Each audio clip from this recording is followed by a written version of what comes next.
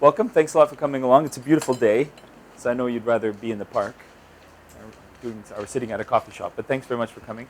Um, yeah, I'm Nelson Phillips. We met already. I'll get everyone to introduce themselves in a minute. I'm professor of strategy and organizational behavior at Imperial College. I mostly teach strategy, leadership, and innovation. And today I want to talk a bit about innovation, virtual worlds, social media, that kind of stuff. A lot of my research is around the social impact of technology. So how technologies, especially digital technologies, how they're adopted, how they spread, and what impact that has on how we live. So for example, text messaging. We did a big study of text messaging, looking at why people adopted it when they did, why they adopted it differently in different countries, and how it changed the way we live and communicate, because text messaging had a big impact on how people interact, how they live their life, and how they communicate. I've done a bunch of different studies. Texting was a big one we did a few years ago. Also did studies of digital cameras, the adoption of digital cameras, and I'm going to talk a little bit about photography today. Digital music, and then most recently, virtual worlds, looking at the impact of virtual worlds, particularly on innovation and learning in organizations. So I'll talk a bit about that later on. Who are you guys? Can you introduce yourselves and tell me what you study? My name is Imperial. I have ended Paris National University. I am the IT professional now. I am working at system integrator. My direction in IT is computers information security. Okay. System administrator, information security. So in your degree, your degree was in IT? Yes. Okay. Yes. Very good. And you're from Vladivostok? Yes. Okay, well, welcome. Yeah, but you live here now? Yes. Yeah, okay. Very good. Well, thank you for coming.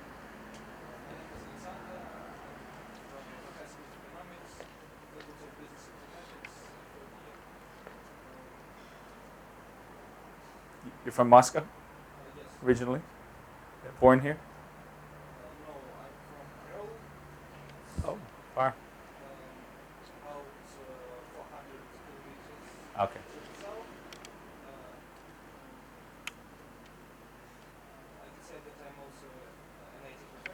Very good. Okay. Is that what you want to do when you finish school? You're going to be an IT professional?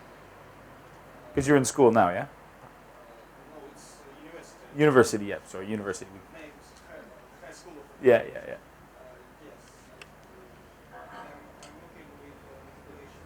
Okay, very good. Sir? My name is Alex, and I'm studying automation at Imperial University in third year. My direction is microelectronics Oh, very good. and physics. Okay, welcome. You, sir? My name is Boris. Hi, Boris. I'm from National Nuclear University or Moscow Physics and Engineering Institute. I like electronics and non-electronics, and I work at this. And this is what you want to do, is work on electronics and nuclear technology when you finish university? Yeah. Okay, very good. Well, welcome. Thanks a lot for coming.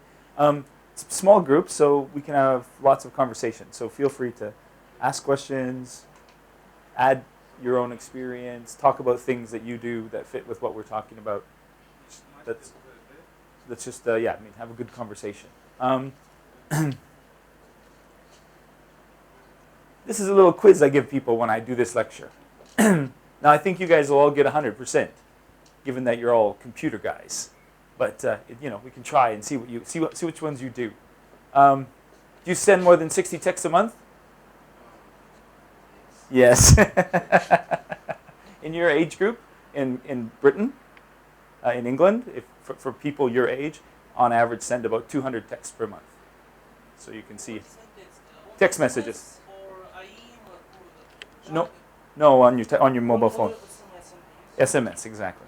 Yeah. SMS. Yeah. So in the UK, it's about 200 for people your age. Older people, of course, send way fewer. And if you get really old people, they talk on their phone all the time. Right? Yes, and we use ICQ. And ICQ, yeah, those are different though. Facebook account? Or what's the Russian equivalent of Facebook? Okay. Yeah, yeah, you all have that, yeah. Facebook too? All right. Well, either works, so you get points either way, so that's all right. Twitter? No, no, no. Have you ever gone to look at Twitter? Is it because it's available here, or is there a Russian one? Yes, it's Yeah, I looked a little bit. From what I could do, but not very. It doesn't have very many members here. Right? Is there a Russian version?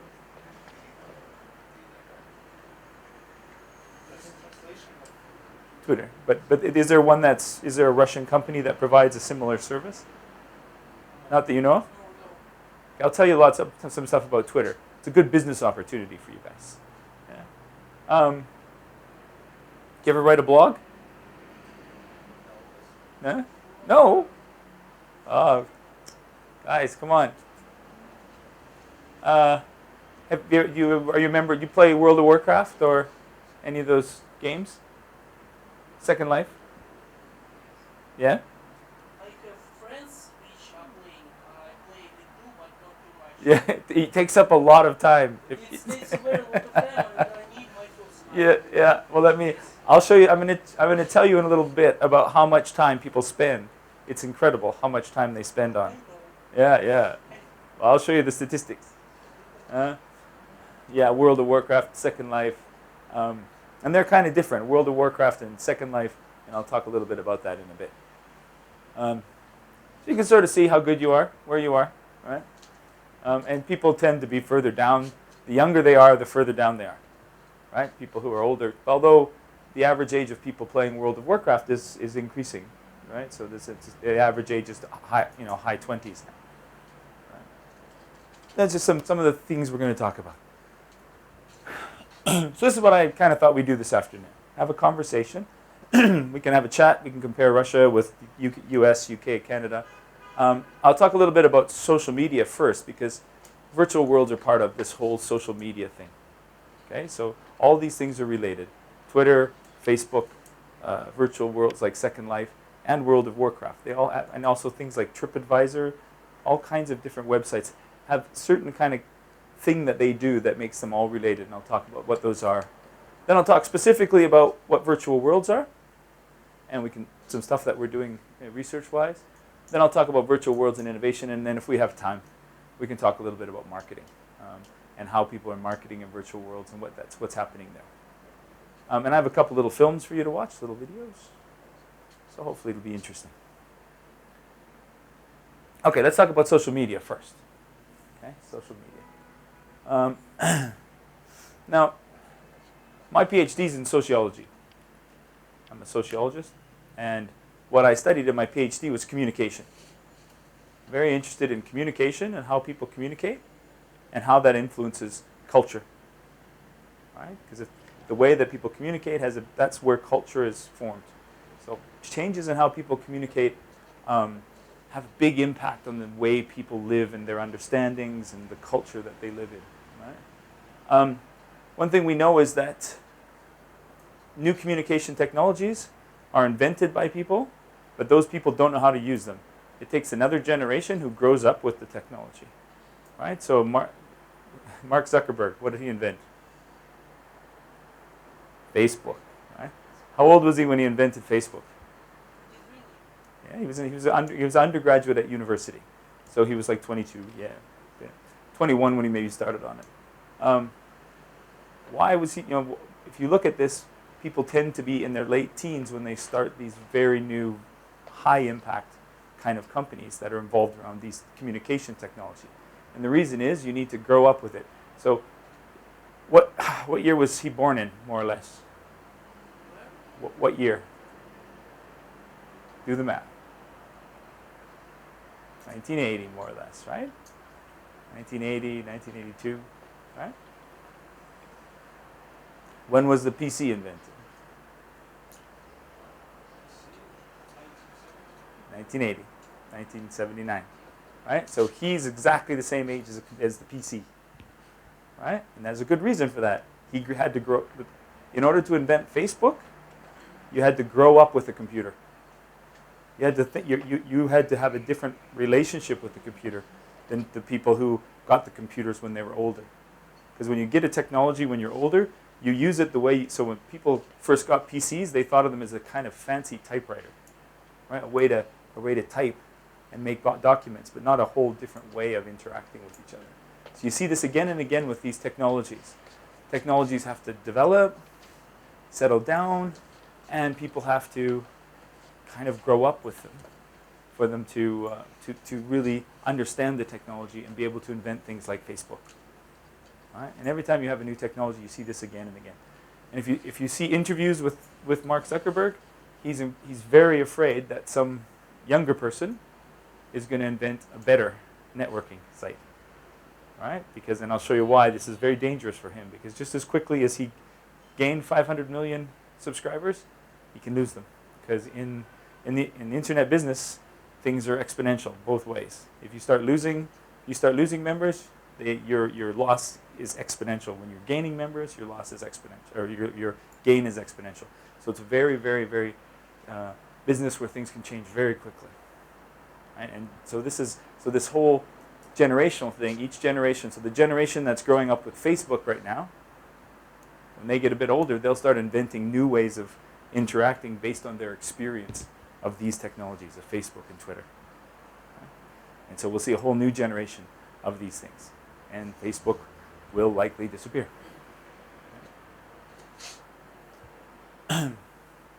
So a good way to think about this is to go back and look at some old innovations and the revolutions that they caused, and to think about how profound they were. And the first of these communication revolutions was printing. You've all read about this, right? You read about the printing press, Gutenberg, printing the Bible, yeah? But this was really a fundamental change, because in all of European civilization depended on this, the invention of democracy. You need newspapers to have democracy. You can't have newspapers without a printing press. People have to understand what's happening. All universities and things suddenly became much more accessible because there was many more books. I spent 5 years teaching at Cambridge in the UK. And in Cambridge, you go to the very old colleges in Cambridge, they still have the box where they used to keep the books. Right? Because before the printing press, Cambridge was founded in about 1270. And for the first 400 years, books were very expensive. So there was each college had a special box with all kinds of locks where they kept the books, because they only had 20 books. Because a book took someone months to write out by hand. Right? So books were incredibly valuable. There weren't very, very many copies of any book.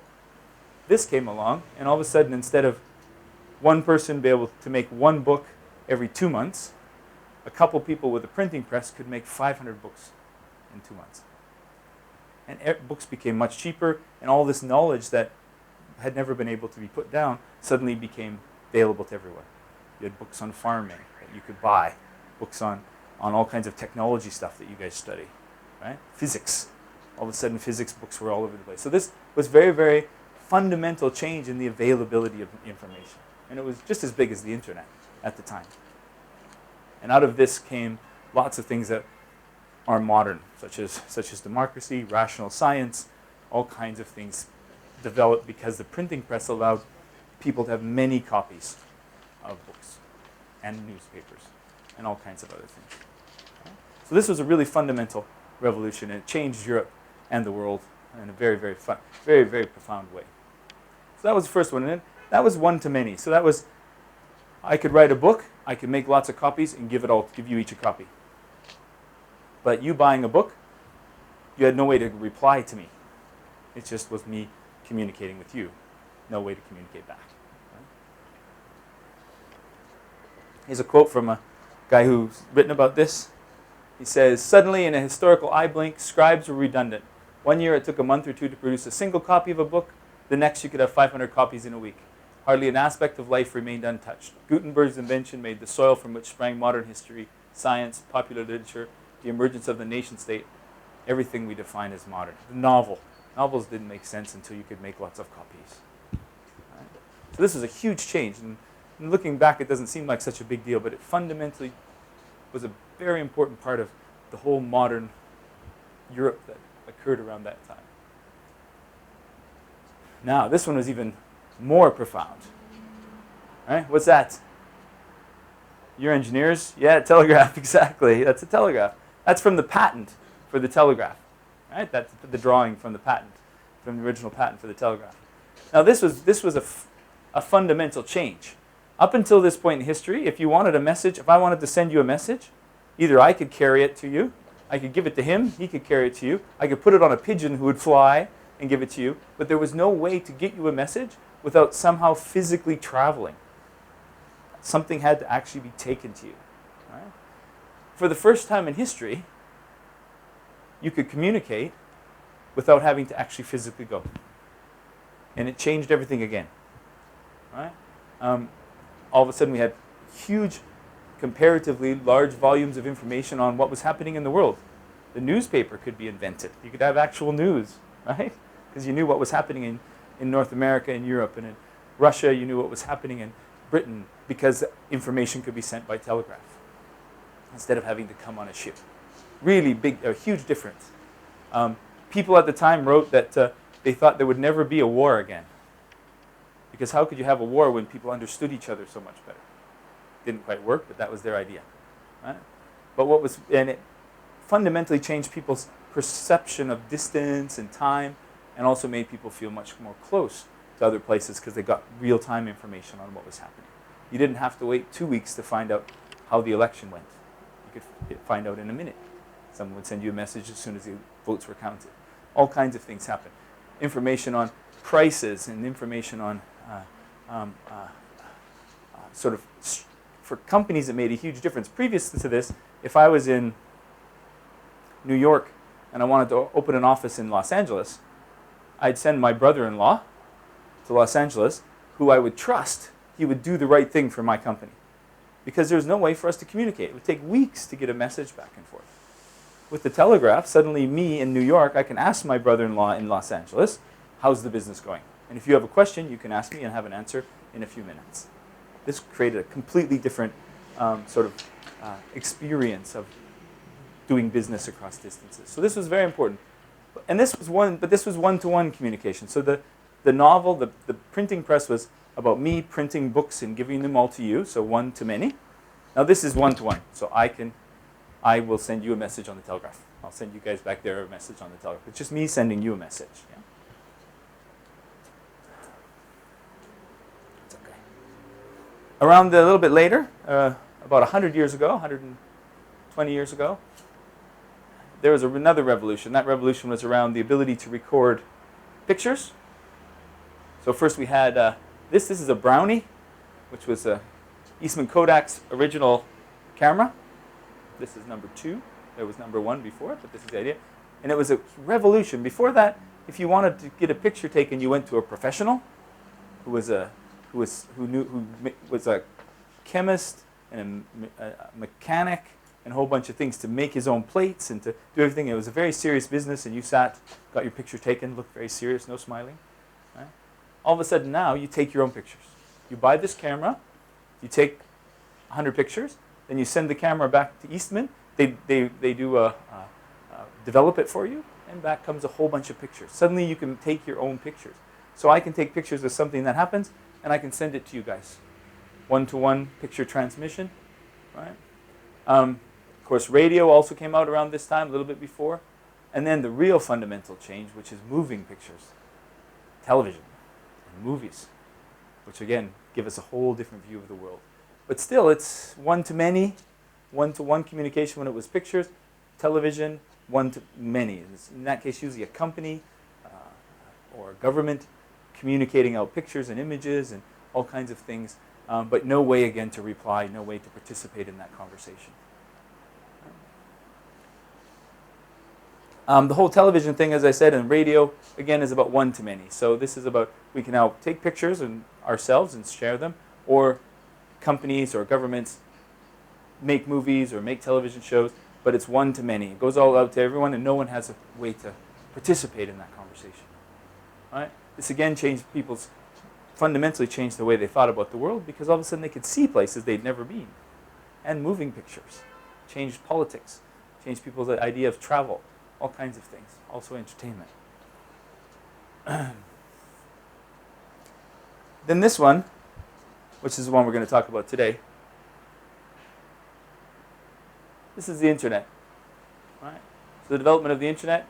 This is a picture of the internet. You guys seen this one before? Quite interesting. Picture of the internet. It's a guy who has looked at all the dense. He maps different local networks and then puts one over top each other and has come up with a way of showing where the densest kind of locations in the network are and where the more. You can look it up. Look up map of internet and you'll find this, and it's all explained. And it's a very interesting attempt to try to look at the centrality of different points. Can't really read it on here. These are all different cities and universities and things, and how central they are in the network, right? And in the center we have the more central ones. On the outside we have the less central. But what's interesting about the internet is it's the first time we have a technology that is many to many. So if you bought a book, you had a book, and I had your thoughts. But when you buy a book, they didn't give you a printing press, right? When you bought when you bought a television, they didn't give you a television studio so you could make your own television. But when you log onto the internet, you not only can receive stuff, but you can just as easily send it, right? Everyone who's a receiver on the internet is also a producer, if they want. Right? And this is the fundamentally different thing about this, and everything I'm going to talk about today. Social media and the virtual worlds in particular, their special dynamics grow out of this.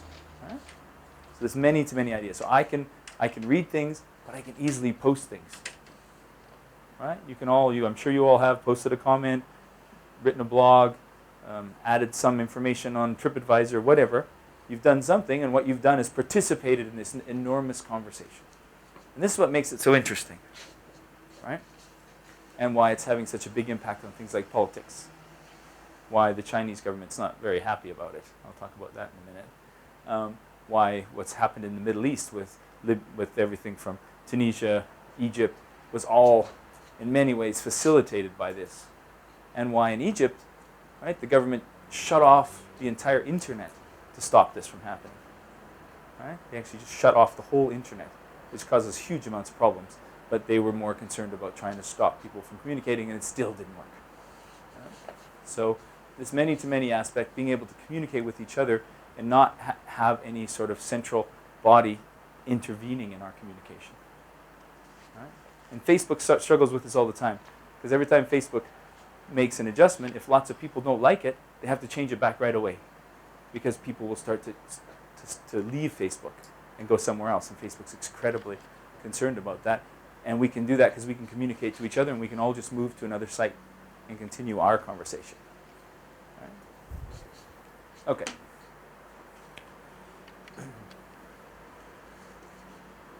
So social media is this sort of term for this set of technologies that have appeared on the internet that allow us to organize our interactions with each other. Right? And they're fundamentally different than the past, because in the past, if you were a television station, you provided all the content. You were the television station, you determined what would be on your television station. Now, if you're a web host, some sort of social media site, you have no control over what people put on there.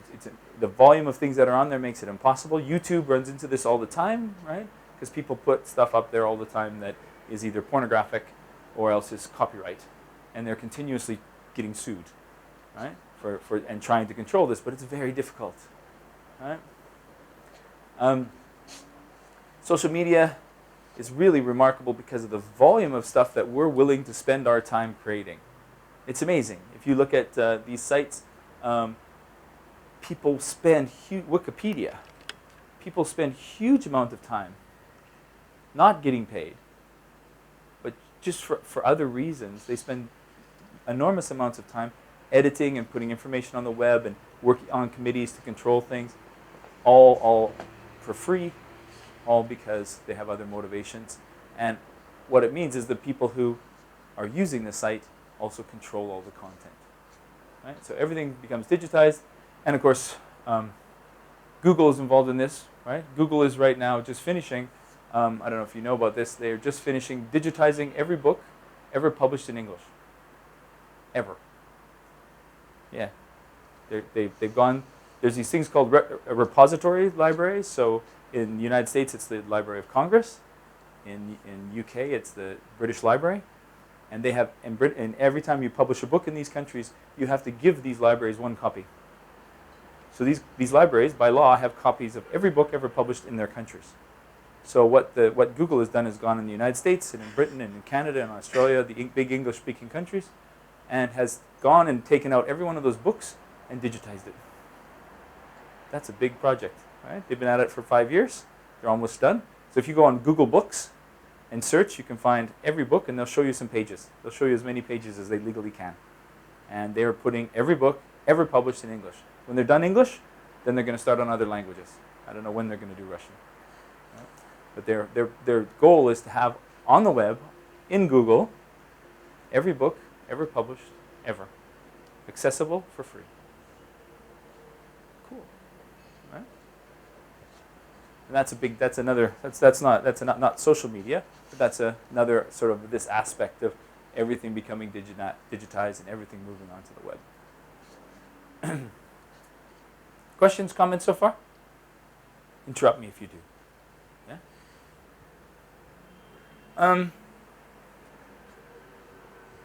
There's a number of different categories of things that I want to talk about, some of which I'll talk a lot about, others I'm not going to mention very much. Search, I just talked about Google, but I'm not going to talk a lot about Google today because we're talking more about social media. So that's Google is not a form of social media, although it's adding more and more social media things when it adds chat and things like that, but that's mostly it's a search engine. Has had a huge impact, but not what we're talking about today. Peer review. Those are very important. So I don't know, TripAdvisor, eBay. Do you guys use Trip? Is there TripAdvisor Russian TripAdvisor? There's certainly lots of Russian hotels. You know what TripAdvisor is? Yeah. Ah, okay. TripAdvisor is a website you can go to, and you can go to a city or you can look up a particular hotel, and what you have is reviews by anyone who ever stayed at the hotel who wants to put up a review. So if I'm coming to Moscow and I didn't have friends booking me a hotel, I go to the website, I type in Moscow, show me the top 10 hotels in Moscow based on user rankings. And so people give it a certain number of stars, between 1 and 5, and also a written description of their experience. And you can go and look, and you can pick a hotel based on that. Right? These are very, very powerful. And TripAdvisor is the one of the most popular travel websites in the world. And there's TripAdvisor UK, TripAdvisor US, Canada. But imagine if you're a hotel. You're a hotel, and someone comes to your hotel, has a bad time, goes and writes a terrible review. You have a big problem. What especially if you think the person isn't being truthful, or else it was a one-off. Like usually my hotel's really great, they had one bad experience, there it is on the web. You have a big problem. You can't take anything off of this. So hotels spend a huge amount of time trying to manage this, and a hotel can put a comment explaining. But if you have many bad reviews, no one's going to come to your hotel. Now, they also have one of these for professors. It's called ratemyprofessor.com. And you go on there and you look me up. I'm not on there anymore because it's mostly North America. North America, and if you're a student in North America, you go online, you go to ratemyprofessor.com, and other students who have had that professor put a rating. They say whether the professor's good, interesting, not good, how hard they are in terms of how hard they mark. Is it easy to get an A? All right? All kinds of things. And you decide which courses you want to take based on this information. These are called, these sort of peer review, there's more and more and more of them. Right? There's peer review for doctors. So you can go, if you're looking for a doctor in London, you can go on a website, look at whatever kind of doctor, say dentist. You have a toothache, you want to go to a dentist, you go look on a website, and there's reviews from their patients of how good their dentist is. These things are all sorts of things. And eventually, it's very likely there'll be a website that will review you. Right? This is, you. And your friends will put on there how much they like you. Right? how nice you are, whether you show up on time. This peer review is a hugely popular and growing part of the internet, and these websites of all sorts are taking on more and more and more important role as people make choices. So if you want to go look, there's lots of new ones starting up all the time. People trying to get peer review going. People like it. And the question for researchers and for companies is why on some websites like TripAdvisor do people really like to go and leave information? Or on eBay, right? If you buy anything on eBay, have you bought anything on eBay? Yeah. Well, if you look at the seller, you can see if the seller has good evaluations or bad evaluations from previous sales, right? And if someone's got bad ones, you're not going to buy off them, are you? So it keeps the sellers honest and make sure they do good things and gives you some information. Social networking, you all know lots about this. You all are on there, Facebook and other ones. Very interesting, very important. User-generated content. I'm going to talk a little bit about Twitter because I think it's really interesting and it's very important now for many, many things, and it's growing really, really fast. And Twitter is taking away lots of users from Facebook. So right now there's a big fight between Twitter and Facebook, and Twitter's winning. So I'll tell you a little bit about that in a second. And then the thing I want to talk most about today, which is virtual worlds, which are used to be mostly about fun. So, World of Warcraft, right, or whichever of the big games you like. But now actually more and more being used by companies. So at IBM, the company that we studied, they had more than 10,000 virtual worlds in their company, used by different people in their company.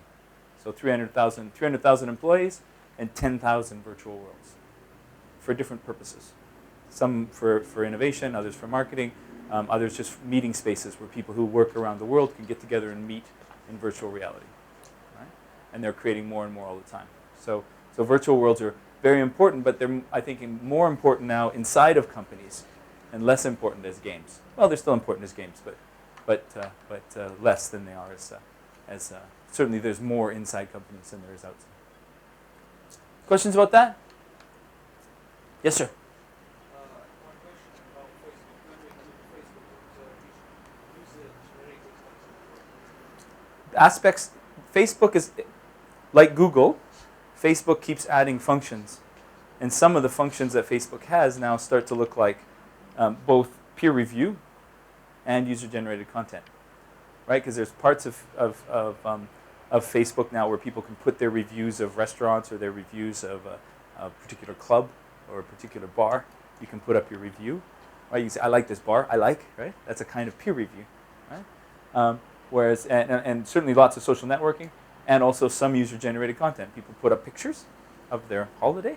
That's user-generated content, right? So Facebook is both a social networking site, but has increasingly these other aspects as Facebook tries to make it more interesting for you to spend more time on Facebook, right? Because they know they have to keep you there. Because if you leave, your friends are going to leave. And then if these guys leave, those guys are going to leave. And then pretty soon, Facebook's gone.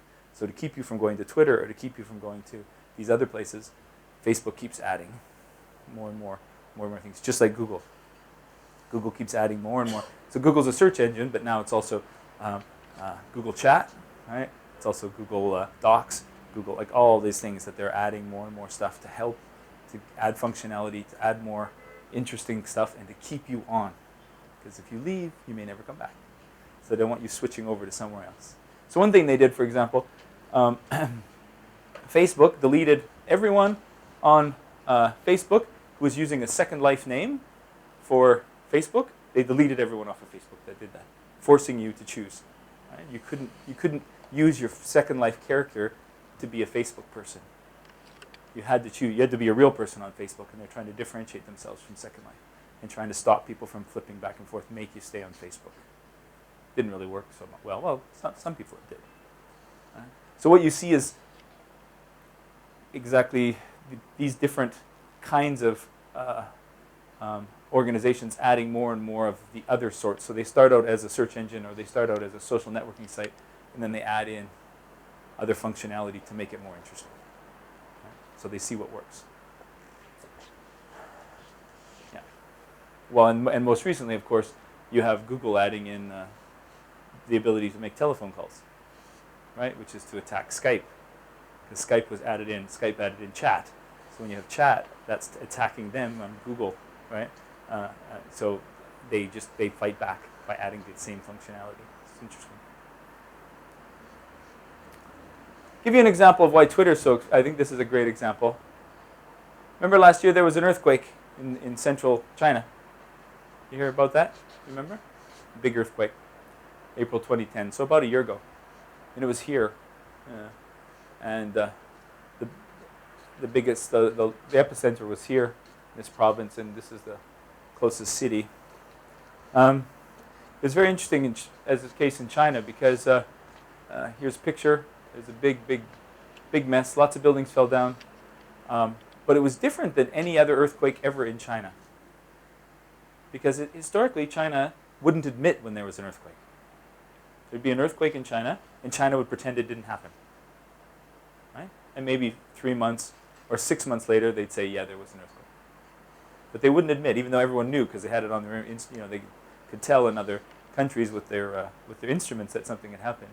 But so they didn't. So this big earthquake happened. Many buildings fell down. In particular, many schools fell. And it was during the day, so lots of school children were killed because they were at school and the school buildings fell. Right? So it was a big, and you can see this is a huge mess. It was a very, very strong earthquake. And interestingly, the first news organization outside China to report on it was the BBC. And guess where the BBC found out? On Twitter. Right? No, come on in. The BBC found out on Twitter. So the BBC, one of the BBC reporters saw this. You can look on Twitter and you can see things that are trending, which means things that are becoming more common topics of conversation on Twitter. And what he saw was that there was something happening in China about an earthquake. So he called the people in China from the BBC, who quickly called people there and confirmed within a few hours that there was an earthquake. Why? Well, because many people in that area had started tweeting and emailing students from China that were all over the world who were from that area. And all this information started flowing back and forth, both on Twitter and on other networking sites. There's been an earthquake. And then these international students were trying to find out what happened to their families. But the result of this was this conversation started. Right? It happened so quickly. So BBC found out from Twitter. It was on the news very quickly before the Chinese government had even figured out what was happening. It was on the news. Everyone around the world knew. Not only that, within 12 hours, there were sites set up to receive donations from around the world. Right? So people themselves independently set up sites, sent the word out, here's a site, donate, we'll get this money out to help people in this area. Right? Completely different. China didn't know what to do. They tried to at the beginning to control it. They realized it was too late. Everyone knew there was an earthquake. Thousands of pictures had already, these pictures, right? This picture is not taken by a journalist. This picture is taken by someone with their mobile phone and sent out on Facebook or one of the, I don't know which particular networking site it was sent out on, but it was sent out or maybe even just emailed. And there was no point in China trying to control this now. Right? So this thing, and they talk in China about the Great Firewall of China, this attempt by China. When I was there, I teach in China every year, and when I'm there, I can't use any of these things very easily. Some you can use, some you can't, some of these different websites. I could use Facebook, but only very slowly. Right? They have their own, and they're trying to encourage people to go. Google didn't work. Even in the international hotels, it was quite tricky. You had to be careful what you searched on, because lots of things didn't work, but it was impossible to control this. Too many people have email, too many people can text pictures from their phones, too much stuff going on. China gave up. So China just said, okay, fine, there's been an earthquake. Thank you, everyone, for your help. Let's see if we can fix this. But then something happened. And what happened is these are mothers holding pictures of their children that died in schools that fell. And these mothers started protesting, why did all these schools collapse? And what the mothers said is the reason they collapsed is because the people who built them were corrupt and they didn't build them properly. And money that should have been spent building proper schools was spent other ways. So these people started protesting and caused another big problem for the Chinese government and for everyone else, right? The same technology that allowed them to get the the news of the earthquake out in the first place also meant that they could push back on these issues that normally in China would be silenced. Right? These people could get together, they could communicate, they could set up discussion groups, they could tweet. When the police tried to crack down on the women, you see the police there. These pictures of what was happening were out of the country before the government could do anything. Right? So this was a huge difference. People were talking to each other without the government being in the middle. Actually, there's a big conversation in the UK. Do we even need the BBC? If the BBC gets the news off Twitter, why can't we just all go on Twitter? Why do we need the BBC? It costs billions to have the BBC. Why do we need it? So the question, and an interesting question, is what happens to professional media? What happens to all the journalists and photographers and news stations and magazines and when this happens so much more quickly on Twitter? Questions about that? Is that clear? What's happening? You understand the dynamic? You understand the story? Yeah? Okay.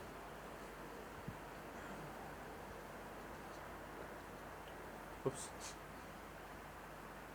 Okay, I'm going to show you another little example of this. If the guy's here, I want a little video clip. Yeah. Is he there?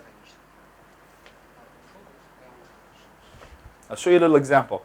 While you're listening, think about what you would have done if you were Greenpeace. This is something that happened to Greenpeace. And I want you to, it's the one there, Alex Ohanian, up a little bit and to the right. Yeah, Alex, the one that says Alex, yeah.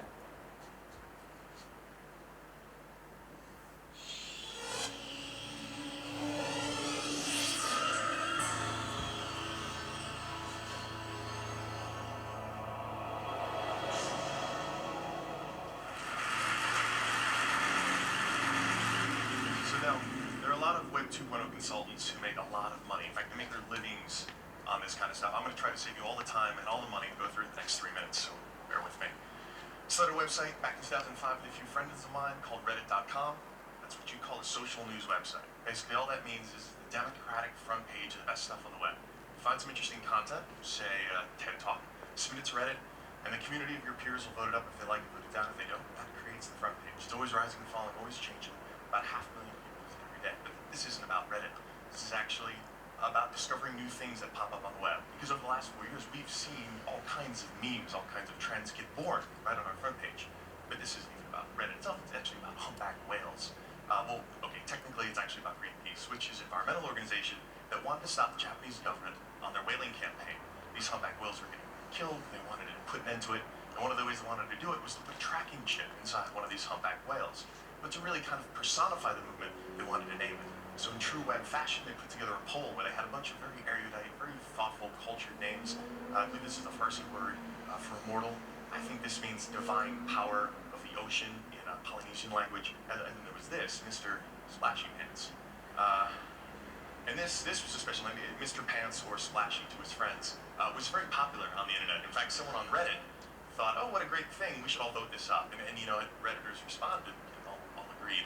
So the voting started, and we actually got behind it ourselves. We changed our logo for the day from the alien to a splashy to sort of help the cause, and it wasn't long before other sites like Fark and Boing Boing and the rest of the internet started saying, yes, we love splashy pants. So it went from about 5%, which was when this meme started, to 70% at the end of voting, which is pretty impressive, right? We won. Mr. Splashy Pants was chosen. Just kidding. Okay, so Greenpeace actually wasn't that crazy about it because they wanted one of their more thoughtful names to win. So they said, no, we're just kidding. We'll give it another week of voting. Well, that got us a little angry. So we changed it to Fightin' Splashy. And the Reddit community really, and the rest of the internet rather, really got behind this. Facebook groups were getting created. Facebook applications were getting created. The idea was vote your conscience, vote for Mr. Splashy Pants. And people were putting up signs in the real world about this whale. And this is the final vote. When it all was cleared, 78% of the votes, and to give you an idea of the landslide, the next highest name pulled in 3, okay? So there was a clear lesson here. And that was that the internet loves Mr. Splashy Pants, which is obvious. It's a great name. Everyone wants to hear their news anchor say Mr. Splashy Pants. And I think that's what helped drive this. But what was cool was the repercussions now for Greenpeace was they created an entire marketing campaign around it. They sell Mr. Splashy Pants shirts and pins. They even created an e-card so you could send your friend a dancing splashy. But what was even more important was the fact that they actually accomplished their mission. Japanese government called off their whaling expedition, mission accomplished. Greenpeace was thrilled, the whales were happy, that's a quote. And actually, Redditors in the internet community were happy to participate, but they weren't whale lovers. A few of them certainly were. We're talking about a lot of people who were just really interested, really caught up in this great meme. And in fact, someone from Greenpeace came back to the site and thanked Reddit for their participation. But this wasn't really out of altruism. This was just out of interest in doing something cool. And this is kind of how the internet works. This is that great big secret. Because the internet provides this level playing field. Your link is just as good as your link, which is just as good as my link. As long as we have a browser, anyone can get to any website, no matter how big a budget you have. That is, as long as we can keep net neutrality in place. The other important thing is that it costs nothing to get that content online now. There are so many great publishing tools that are available. It only takes a few minutes of your time to actually produce something, and the cost of duration is so cheap. You might as well give it a go. And if you do, be genuine about it. Be honest. Be upfront. And one of the great lessons that Greenpeace actually learned was that it's okay to lose control. It's okay to take yourself a little less seriously, given that even though it's a very serious cause, you could ultimately achieve your final goal. And that's the final message that I want to share with all of you, is that you can do well online, but no longer is the message going to be coming from just the top down. If you want to succeed, you've got to be okay with just lose control. Thank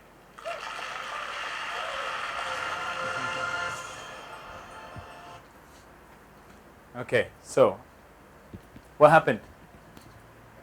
Did you follow the story? More or less? What happened?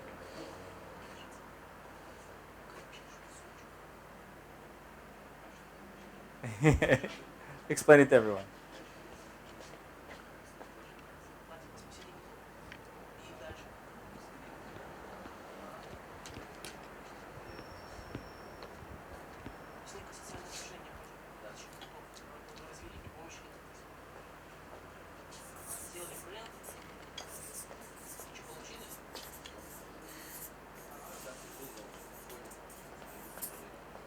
So Greenpeace, you've heard of Greenpeace, yeah? So Greenpeace wanted to run a campaign, and they wanted to stop Japanese sailors from killing whales. So they wanted to do this. One of the ways they wanted to do it was by naming some of the whales, making them more like people, giving them a name. So Greenpeace came up with a bunch of names, very nice names, very, very philosophical names, from various languages, names, like Lord of the Sea, things like that, right? But people could also suggest their own names for the whales. And someone suggested this name, Mr. Splashy Pants, which is a joke, right? For one of the whales. Right? And Greenpeace that wasn't what Greenpeace wanted. Greenpeace wanted to have one of these more serious names, one of these more philosophical names for the whale. So they tried to stop this, but what happened is a bunch of people who liked this name got behind it, started creating Facebook pages, started getting their friends to go and log into the Greenpeace site and vote, because it's whoever had the most votes for the name would win. And so when the vote closed, it was 70% For Mr. Splashy Pants. all right? 70% for Mr. Splashy Pants, and Greenpeace said, "Oh, gee, that's not what we wanted to happen." So what they did is they reopened voting. They changed the rules, which then made everybody mad, and then everyone really got out, and by the next time they stopped it, when the vote ended again, they now had 78% for this name that Greenpeace didn't want. Right? Greenpeace didn't realize that when they set these things up on the web, they lose control. But in this case, it was okay. It was good for Greenpeace, because actually this name and all of this activity that went around, people trying to get this name and all this stuff that happened, created much more buzz, much more interest, much more press. And actually the Japanese government decided not to go whaling, so they stopped the hunt. And as you saw, Greenpeace decided, okay, if everyone likes this name, and they made T-shirts and all kinds of things that they sold based around this name. Right? And there's a couple lessons. And that's what the guy's saying at the end. And I would add one. And that is, and this is for companies, and I work with several different companies. On the web, with these social networking tools, anyone who wants can start a group, anyone who wants can start communicating about something, And companies really no longer have control over the information and the actions that are going on out there. This is also a very good case because people get really excited about things that they find interesting and fun. So if you do want to do something, this is a good example. This was they found interesting and fun, and lots of people got involved. Right? So if you're going to do stuff on the web, it has to be fun and cool. Right? And the third thing is, you can't change the rules. Part of what made everybody so mad is they changed the rules when they were losing. Right? And that, which in the end worked for them anyway, but that never works. Right? So you sort of have to be prepared. And the point of all this is just that people can really have a much bigger impact than they used to be able to. And I'll talk more about that other stuff in a minute. Right? So if we look at these questions that I had,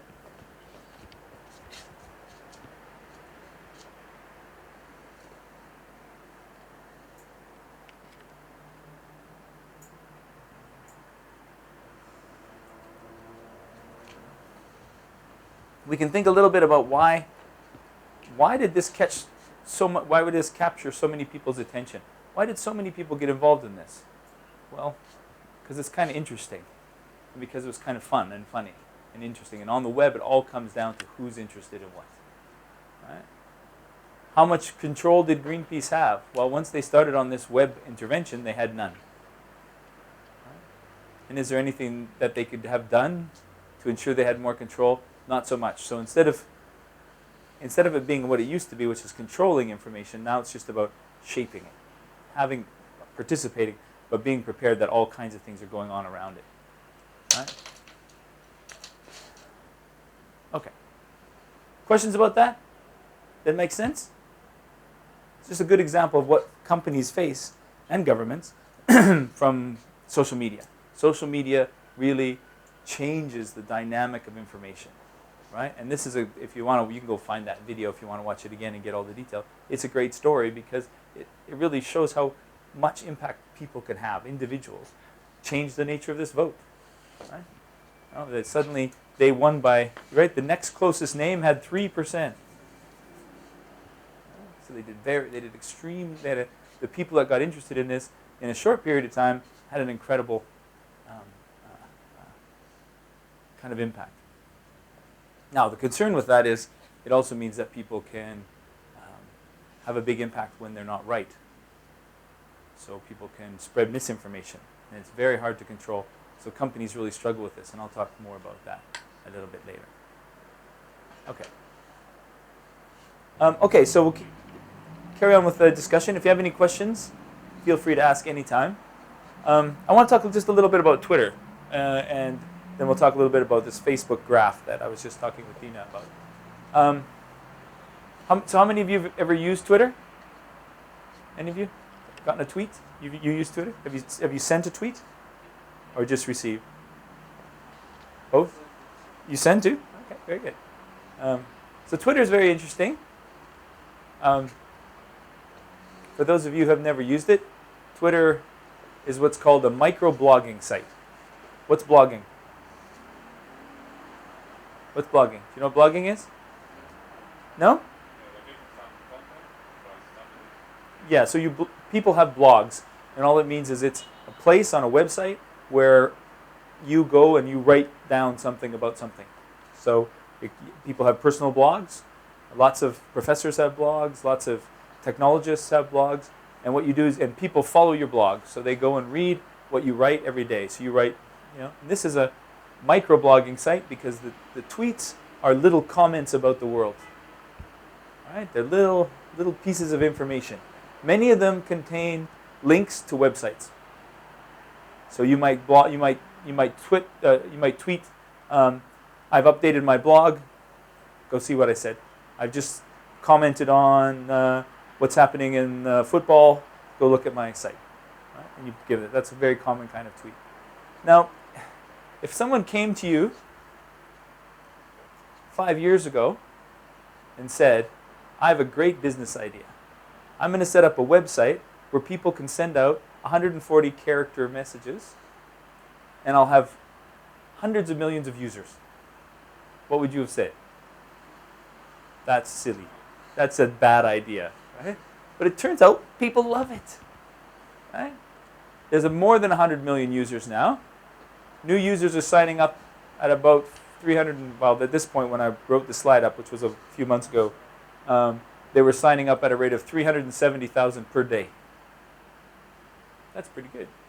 370,000 new followers per day. Right? Now there's more than 100 million users. It's more like closer to 200 million. This is a picture of their number of users. Okay? And this is what I was talking to Dina about. What you see in all of these social media websites, all of these social media, this is the way they look if they work. Right? Long a period trying to get users, and then when they catch on, it's exponential. Right? It goes really steep, really quickly. So, and what you see is it takes, to get the first 10 million took almost 3 years. Then to get the next 10 million only took 6 months. And then to get the next 10 million only took 2 months. Right? As it starts to work. Why is that? Why does it have such a steep curve? Because they all do. Here's Facebook. Here's Facebook. See, it's the same. Except for Facebook, that's 650 million users. That's a big number. Right, so imagine this is 6 times as tall. That's Facebook's. Right? Why is it so steep? Why is it like that?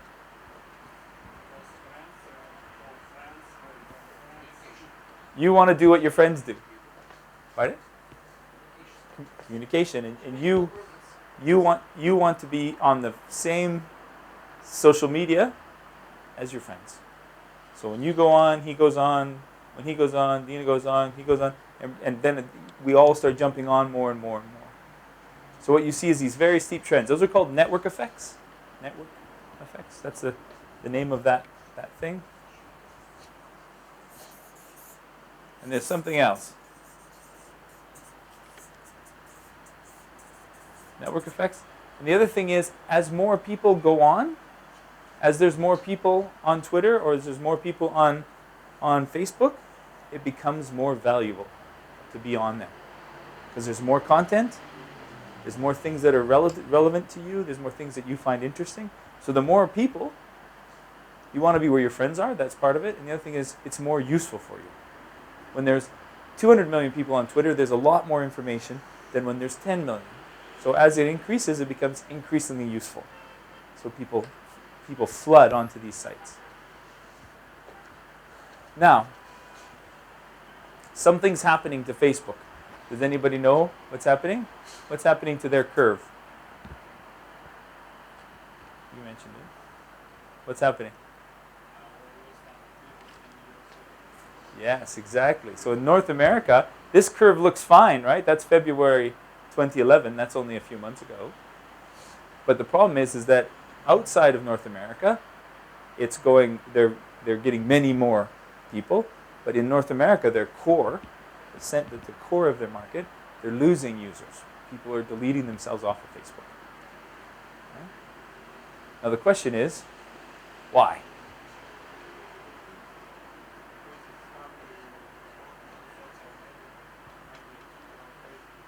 Too much. Yeah, you got it? That's good. So there's a couple reasons people think. One is that people are concerned about privacy. So I don't use Facebook very much anymore, and the reason I don't use Facebook is because my mom is on Facebook. Right? It's the mother effect. It's not, you can't talk to your friends on Facebook, because if your mom asks to be your friend, you can't say no. Right? No, Mom, sorry, you can't be my friend. Okay? But once you're connected to your mom, then we can't talk about when we went and had a beer the other night, blah, blah, blah, right? So it becomes, it's not, so suddenly, when everybody's mom is on there, we all have to be very careful what we say to each other, what pictures we put up, etc. Becomes much less useful.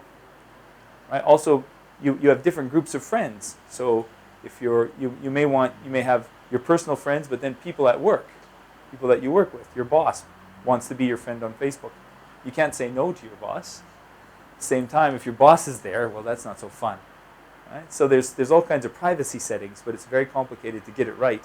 And if you get it wrong, the damage can be huge. So privacy problems. So the problem is when the network is saturated, when everyone's connected, then it's no fun because I can't talk to my real friends the way I want to talk because my mom's there and my aunt's there and my boss is there and everyone's there, right? So it's no good. So that's one problem. The second problem is that, yes, Twitter and other kinds of sites are attracting more attention. And people only have a certain amount of time. So if you're on Twitter all the time, you can't also be on Facebook. And more employers, more and more companies block Facebook. So if you work for many large corporations at work, you can't get into Facebook. So then if you can't get in, you kind of forget about it, and then after a while you drop off and stop using it. So there's these concerns about privacy. There's also practical problems of time, because you can only, with Twitter and all kinds of other things, Second Life, you only have so much time. And then the practical problem that all day when you're at work, you may not be able to access it. Right? Although you may have a smartphone, you can do it on your smartphone. Right? Because you'll notice here,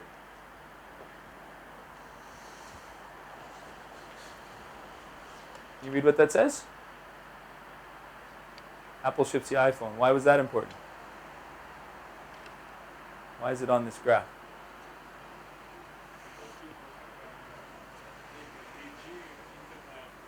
Yeah, and there's an application. There's an app, right? There's an iPhone app for Twitter, and much of Twitter activity happens on BlackBerries and on iPhones because there's applications, and it's only 140 characters, so it's easy to type on a phone, right? Facebook you can use on your phone, not as convenient, right? So this is very, very good. Any questions or comments about that? So it's very important with social networking, all these sort of social media. You always see, if they're successful, you see these very steep curves, exponential growth, but you also see exponential falls. Once they stop working, once people don't like them, everyone shifts and they die, like MySpace. MySpace basically disappeared. Okay, is that all right? Yeah? No questions? You all right? Yeah. Okay. So let's talk a little bit about Twitter and why Twitter kind of has become more popular. There's lots of reasons that people have cited, and I've collected together some of them here. Twitter is where things happen first. As you said about the China thing, if you go on what's trending, you can see if there's anything happening, whether it's an earthquake or a storm. Actually, Twitter is being used now to identify, and Google are being used to identify when people get ill, like when there's a flu epidemic, or when there's swine flu or those kind of things. You can tell on Google because people search on how they're feeling. So people search on fever and upset stomach, etc. They can count how many times, and they can see in a certain place lots of people are sick. They know there's a thing happening. On Twitter, they look for people mentioning that they're sick, people talking, and you can see that there's whole bunches of people that are ill. Right? So that's so you can see all that kind of stuff.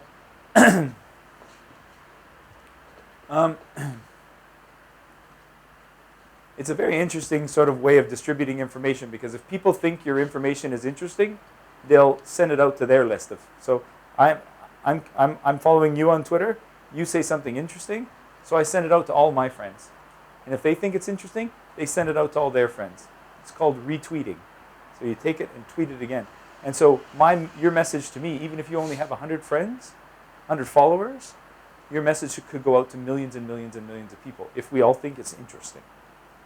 Right? So even if you only have a small group following you, if you're connected to people who are connected to very large groups, the thing you say can easily go out to millions and millions of people. So it's a very interesting form of distribution. You can search on all kinds of things, and you see more and more people ask questions. So you see someone tweet out a question, and then you'll see thousands of people tweet back answers, if it's an interesting question. Right? So and you can also search on all the tweets, so you can find out all kinds of information. Marketing works very well for that. It's very different than Facebook or other sites because it's an ongoing conversation. It's It's not a bunch of separate groups of people just sort of sharing things and pictures, and it's an actual conversation about different topics. And people follow people because they talk about certain things. Anyone can have a Twitter feed, so it's open to all kinds of conversations of any kind. So it's a very diverse kind of thing. So people really like it because there's huge diversity in the opinion and information. It changes the tone of writing. If you only have 140 characters, you have to be pretty concise. You have to write very, very, very carefully when you have such a little amount of space, which makes people be very focused on what they're saying. It has a long attention span. That refers to the fact that topics get discussed for very long periods of time, much longer than in newspapers or on television news. These conversations often go on trying to understand news events for weeks and weeks and weeks. No one's in charge, right? And it's definitely increasingly seen as this. Right, Twitter, for now, is having the effect that Facebook used to have. It's creating communities of people who want things changed. So if you're in the Middle East right now, every country where there's unrest, there's also groups of people on Twitter and people outside the country communicating tons of information about what's going on in Bahrain or in Egypt or wherever. So it seems to be very bound up in change. And Google's the most constrained by the legal system. Facebook somewhat. Twitter hardly at all. So it's very flexible and people use it for what they want. So it's very interesting as an example of a social media. And you should watch it because it's pretty, really important. It's also a problem though because the quality of information is hard to judge. So people tweet all kinds of things and it's hard to know whether they know what they're talking about. People tweet information that's not true about people all the time. So in UK recently, there's a famous actress, and on Twitter there was a whole rumor started that she had an affair with a football player. And all this stuff and it turned out not to be true. She tried to control it, but it went out on Twitter all over the place. It was in the newspaper based on the Twitter reports, and it turned out it was completely not true. But meanwhile, how do you feel if you're her husband? Okay? What happens to her children?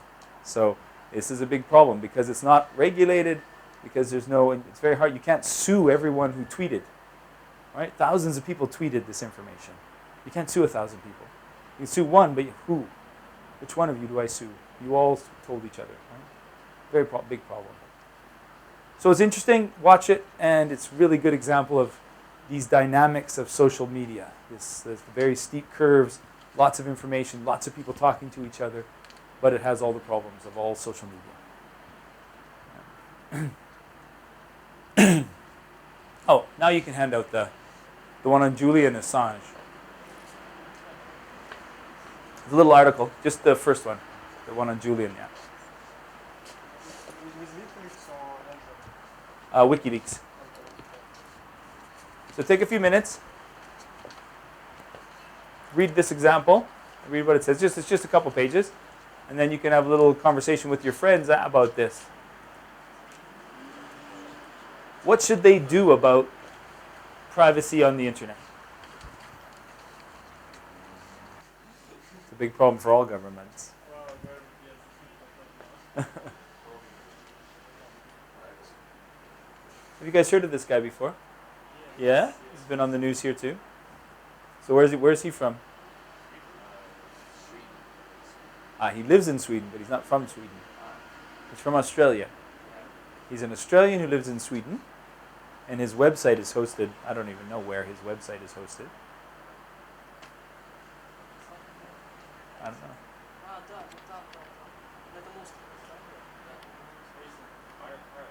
His website's hosted in Ireland. So imagine you're the U.S. government, because mostly the U.S. or Iceland. Iceland. So this is the problem. You're the U.S. government or the U.K. government, for example. And you have this guy who's Australian, lives in Sweden, whose website is in Iceland, and he posts all this stuff which he shouldn't have had. You have a problem. Right? See? Pirate Bay. Yeah, Pirate Bay is different though, right? Because this isn't about copyright, right? Pirate Bay was about copyright, yeah, and about whether or not you should be able to. There's no commercial interest here. This isn't about business, right? This is about what should be secret and what shouldn't in the United States. So the United States and Britain, there's all sorts of ideas about, sort of the government being open. But then this happens, right? All this stuff about Iraq that they didn't really want to be out there in Afghanistan. But lots of other stuff. So he put 1 million documents online. 1 million.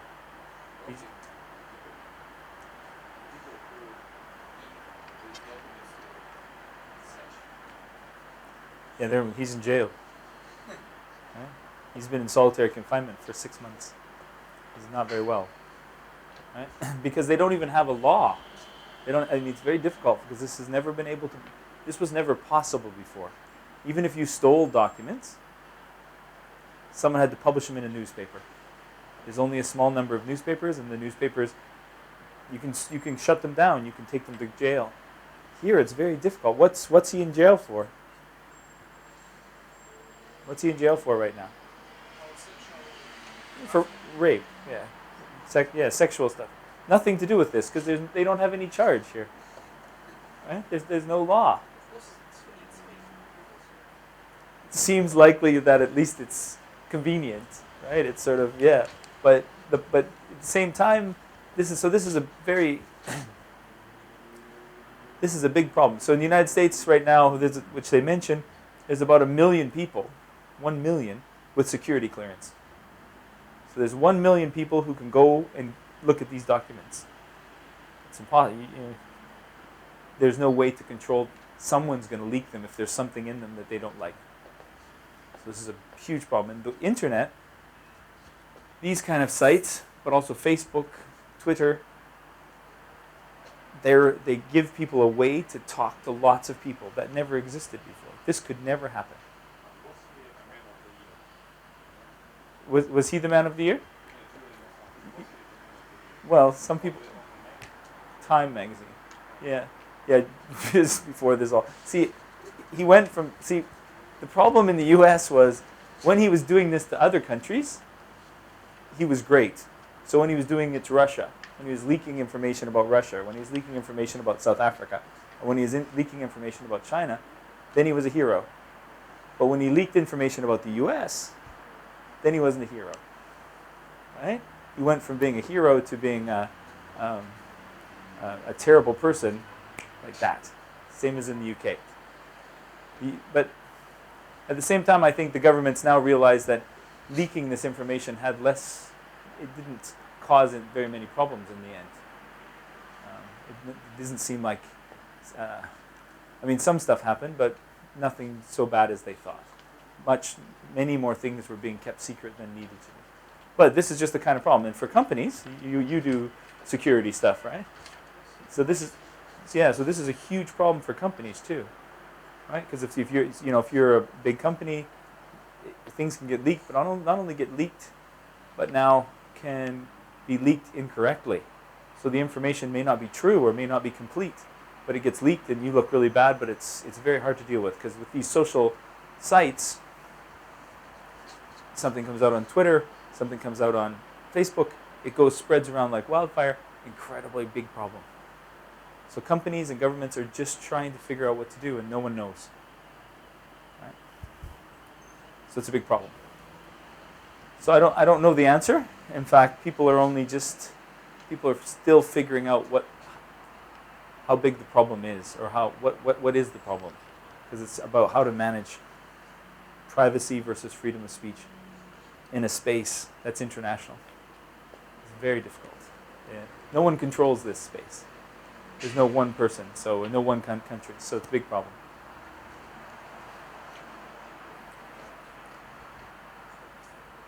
Okay. Any more questions or things you want to talk about? Just an example of interesting stuff that's happening around social networking. Okay? Okay, let's talk a little bit about virtual worlds specifically now. Okay? And in a few minutes we'll take a break. Give you guys this warm. This is a definition of virtual world. Virtual worlds provide graphically rich, three-dimensional digital environment or space in which you, people like you, can interact. But you don't interact directly, you interact through an avatar. Right? A digital representation of yourself. Right? So these are pretty recent. The first one of, I think it's on the next slide. Oh yeah. The first one was developed in the late 70s and early 80s. And I'll talk a little bit more about that in a minute. So they're pretty new, and they're only getting to the point now where the computer hardware and software is good enough for these to be actually really interesting. There's all kinds of problems, which you people who are computer programmers will know about, or at least maybe know something about. For example, if you're having people interact, there's really interesting questions about how you manage to have body language, right? You know, how people move their bodies that look kind of real, and also eyes, because we're incredibly sensitive to each other's eyes. So when you have people looking, it's very interesting. Now, the nice thing in a virtual world, if you're talking to multiple people, so if we were sitting in a virtual classroom instead of a real one, I could look at all of you individually at the same time, right? Because each of you sees a different screen. So each of you could have me looking at you. I can look at 6 people all at the same time. So this sort of worlds give you some really interesting possibilities. This is part of this whole trend towards virtualization, and more of our lives are virtualized. And virtualization is moving anything into a digital space, whether that's hardware, so what you have is virtual computers, right? So you don't know what kind of computer, what it's running on, but it looks, to you, it's like this piece of equipment is a certain kind of computer. It's really another computer running a program that makes it act like the computer you think you're interacting with. Software virtualization, product service virtualization, internet banking, right? Moving what was something you used to go to the bank. You remember people actually used to go to the bank and talk to the bank teller and withdraw money. Now you just go on your internet banking and do it that way. That's the process of virtualization. Education. Oh, I forgot. I was going to bring you some pictures. Does your school have any virtual worlds? Do you guys use them in your programs? No? No? Oh, that's very sad. If you go on Second Life, there's lots and lots of them from schools, from universities. Lots of islands in Second Life. Yeah, and Imperial has, well, my school, my university, has a virtual medical school. So it has a medical school that's virtual, and the people who are the doctors go in, they practice operations in the virtual world on virtual patients. So they do operations virtually to begin with. It's also very good for, so let's say you hurt your knee and you need to go for knee surgery. You can go to the virtual medical school and go watch the operation that is going to happen to you in real. So you can see what happens to you in the virtual world and how it works and what the physiotherapy is like and everything. You can go as an avatar and watch it all happening. Right? So you're ready for what's going to happen to you. Right? Did you all see the film? Did you all see Avatar, the film? Yeah? Did you see Avatar, the film? Yeah? Made by a Canadian, like me. I'm Canadian. Go Canada. This word is first used in science fiction. That's why I brought up the movie. And particularly in the work of William Gibson, who, I don't know if you've read anything by, and in the early 80s, late 70s, he used the term avatar quite a lot in his books. And that's where computer people started making the avatars. To begin with, avatars were two-dimensional. They were just two-dimensional because the computer graphics weren't good enough. Now they're all three-dimensional, and in some programs they're actually quite good. They create all kinds of interesting dynamics, wide variety of options in terms of gender, age, species, and degree of fancifulness, the degree of fiction. Right? If you want to, in IBM, they have rules now because of this problem. So at IBM, they used to let you do whatever, you could be anyone you wanted, and now they said you have to be a human, and you have to use your own name. Right? Because they'd have people coming to meetings as a rabbit. right? Or whatever. So they stopped that. They added a rule.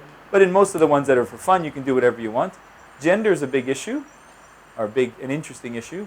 In Second Life and in many of these virtual worlds, there's far more female characters than there are female members. So lots of guys like to pretend they're girls in virtual worlds. Whatever works for you, whatever you like, I suppose, no problem. People also generally are they're younger in virtual worlds than they are in real life. People mostly stick to their species, so people mostly are human, but you can change that around depending on the game. Some of them, it's very different. Here's an example. This is a guy from Second Life. You guys know about these. Wandering Yaffle. There's a guy that you can play with if you want. And this is him dressed in his black t-shirt and jeans. And it's very interesting for people to build the kind of person that you want to be. You can make them thinner and fatter, and you can get all kinds of different outfits depending on the game. You can do all kinds of different things, and be the person you want and develop your character over time. And I'll come back to that in a little while.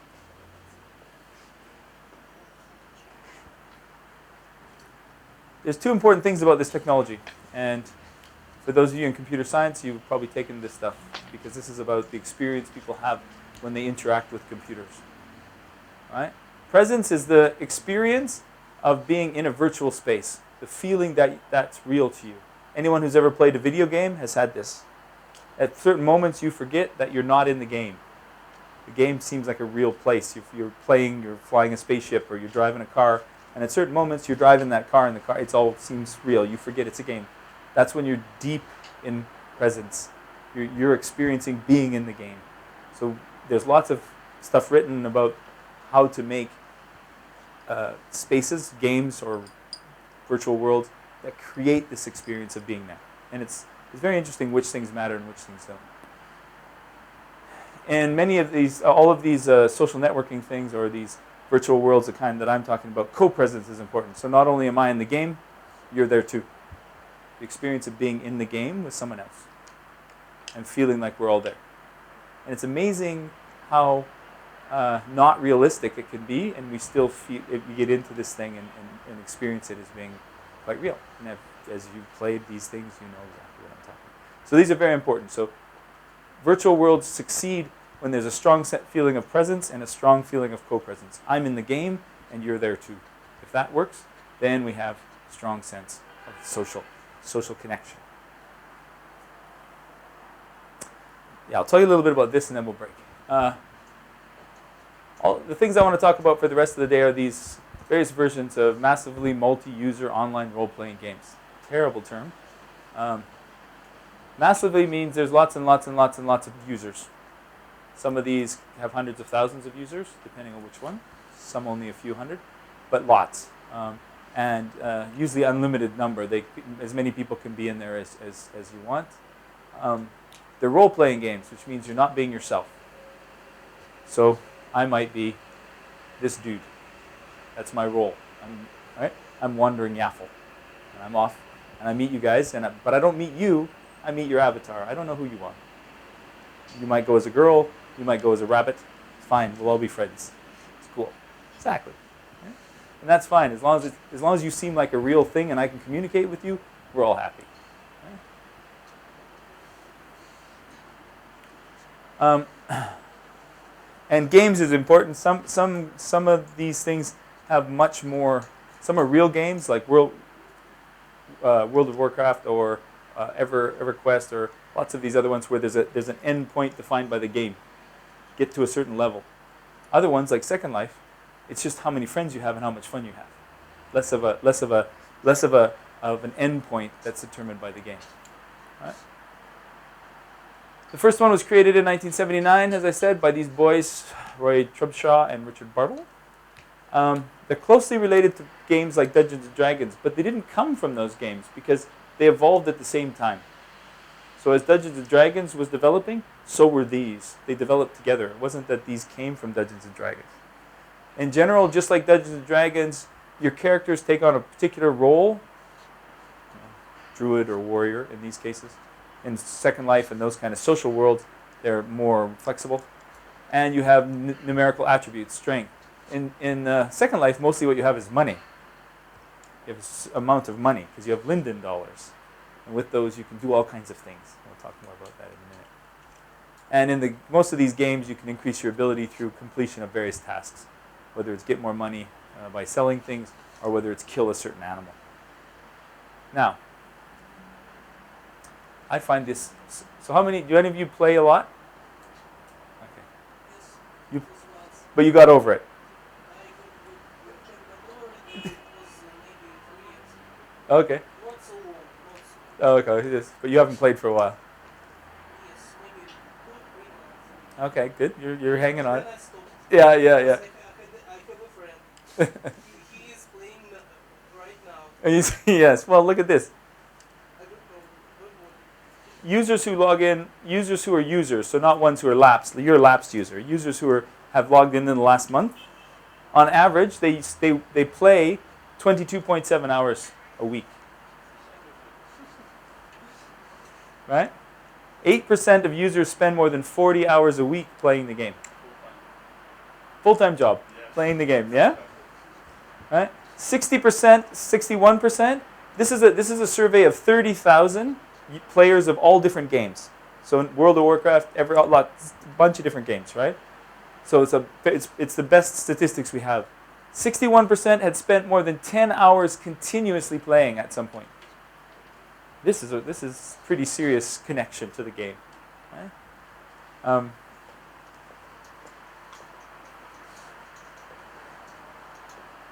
Okay, then they in this survey they did something really interesting. They said people, okay, the most positive experience that you'd had, was it in the real world or the virtual world in the last week? So in the last week, the best experience, was it in the real world or was it in the virtual world?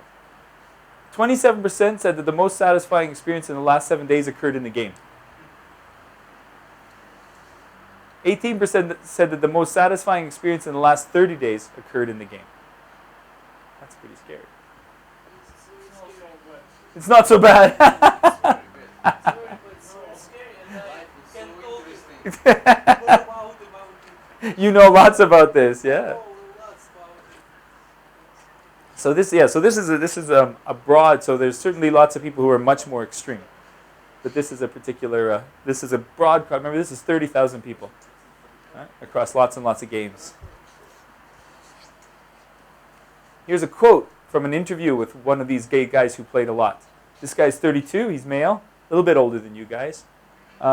This is a quote about something good that he'd seen, something that had made him feel. Right? He's talking about his friend in the game. He showed rare courage by staying until everyone was clear, including me, knowing that he would probably not make it out alive. That was the most selfless thing I've ever seen done before or since. Remember, this is in a game. This didn't happen in real. This isn't at war. This is in a game. He stayed knowing the corpse retrieval that awaited him, the experience he would lose, and the wasted time he was about to experience because of it. He could have run and lived, but he didn't for our sakes. Right? For this guy, there's the game world is more real than the real world. Right? Quite interesting. When that affair to happen in my life, I quit it. Got out of there quick. Yeah. Yes, quick. Well, I think it's important. I'm showing you this for a reason because I think we can use this in a really interesting way, and I'll tell you about that. We'll get to that after the break in a minute. I'll show you a few more statistics. This is a good one. 15% of respondents agreed with the statement that they became irritable and angry if they couldn't play. Yes. It's very good. It's very good. It's very good. 85% of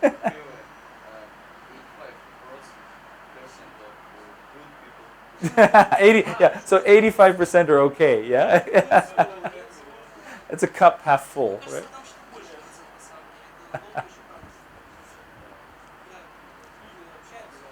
18% of users agreed or strongly agreed that their usage patterns had caused academic, health, financial, or relationship problems. My goodness, so these people are struggling a bit. 50% considered themselves addicted to the game. Now that's interesting, right? Yeah. Now that, here's the worst case I know of. A couple arrested for child neglect. This is in Korea.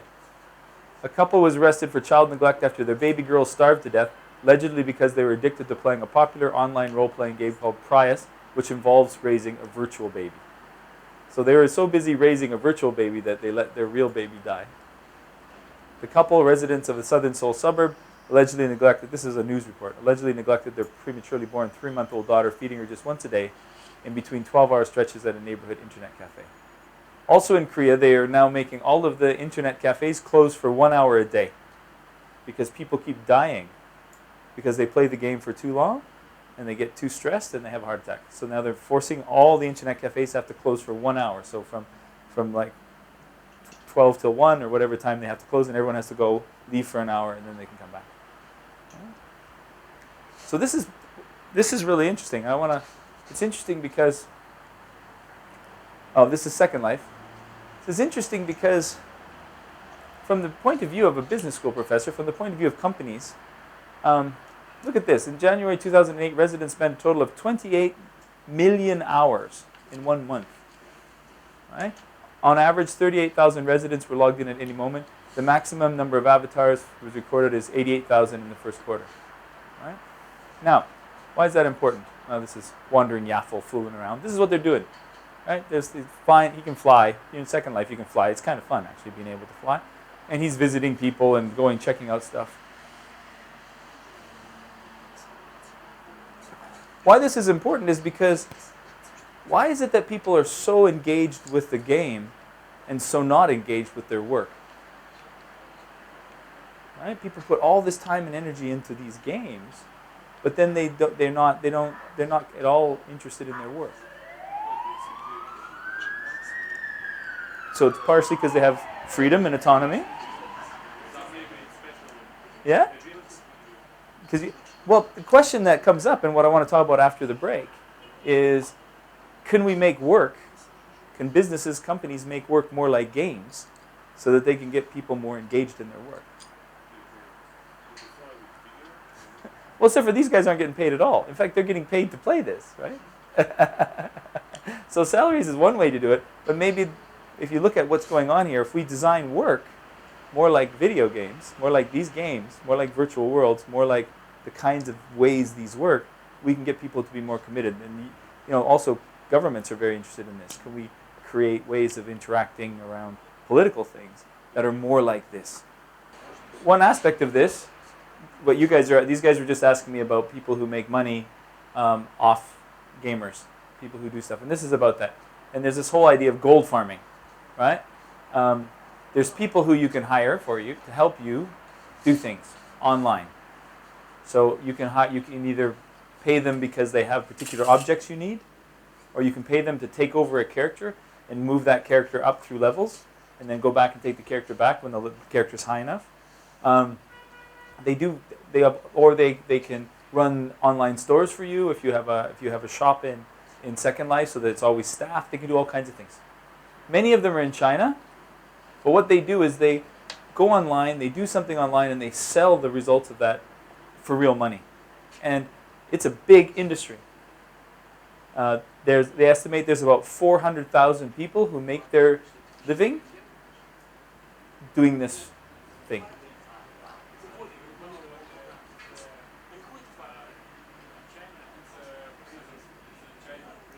Yeah, I mean, I that wouldn't surprise me. I haven't read that, but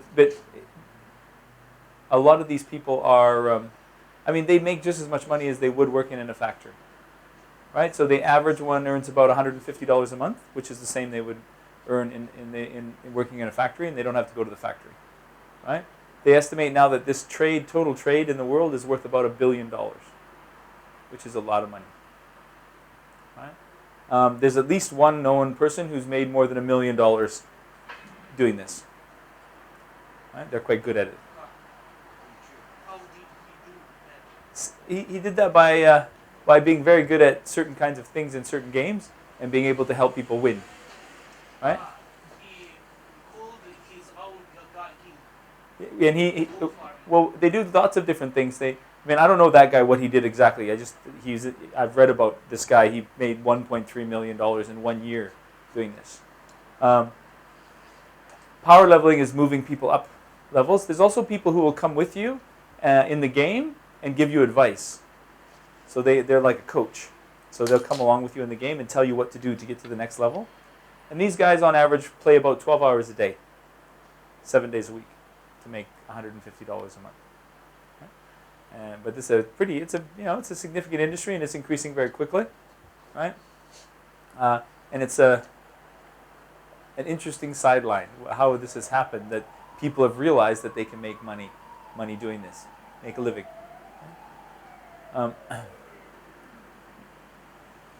I think we'll hear more about this. Also, a lot of this is an odd business because lots of games forbid it. You're not allowed to do this, but people still find ways to do this and are able to do it, even though it's not actually allowed in the game.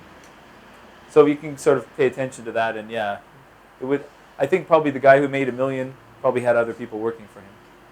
That would be my guess. He probably had a factory to produce these things. Now this goes back to what we were just talking about in these guys. If this is true, if there's something about games that makes them so powerful in terms of getting people engaged and excited and spending huge numbers of hours playing the game, why can't we make work more like a game? And there's lots of stuff going on this. Gamification, terrible word, but that's what they call it. And it's the use of the mechanics of games to make work more engaging. And lots of companies are trying this, and lots of schools, lots of universities are trying this. So some universities in the United States, you don't get marks, you get points. And when you hit a certain point, then you've passed the certain point level, you've passed the year. Right? They've designed the whole thing where you get continuous number of points, and every little thing you do, you get a few more points. Tried to make it more like a game. Right? I have a little video. Can you guys hear the videos well enough? Did you hear that last time? Did you understand the video I showed you? If I show you another, will you be able to? Because I have a video about your brain which has some nice examples. Yeah? Can you hear it? We'll see if we can turn it up a bit. Or do you have the? Which one? It's 7 ways. Yeah. If you can find it.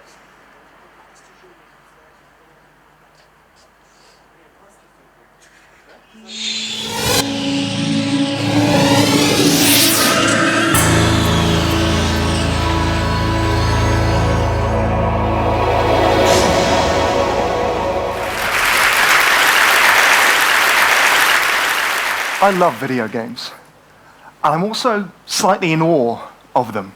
I'm in awe at their power in terms of imagination, in terms of technology, in terms of concept.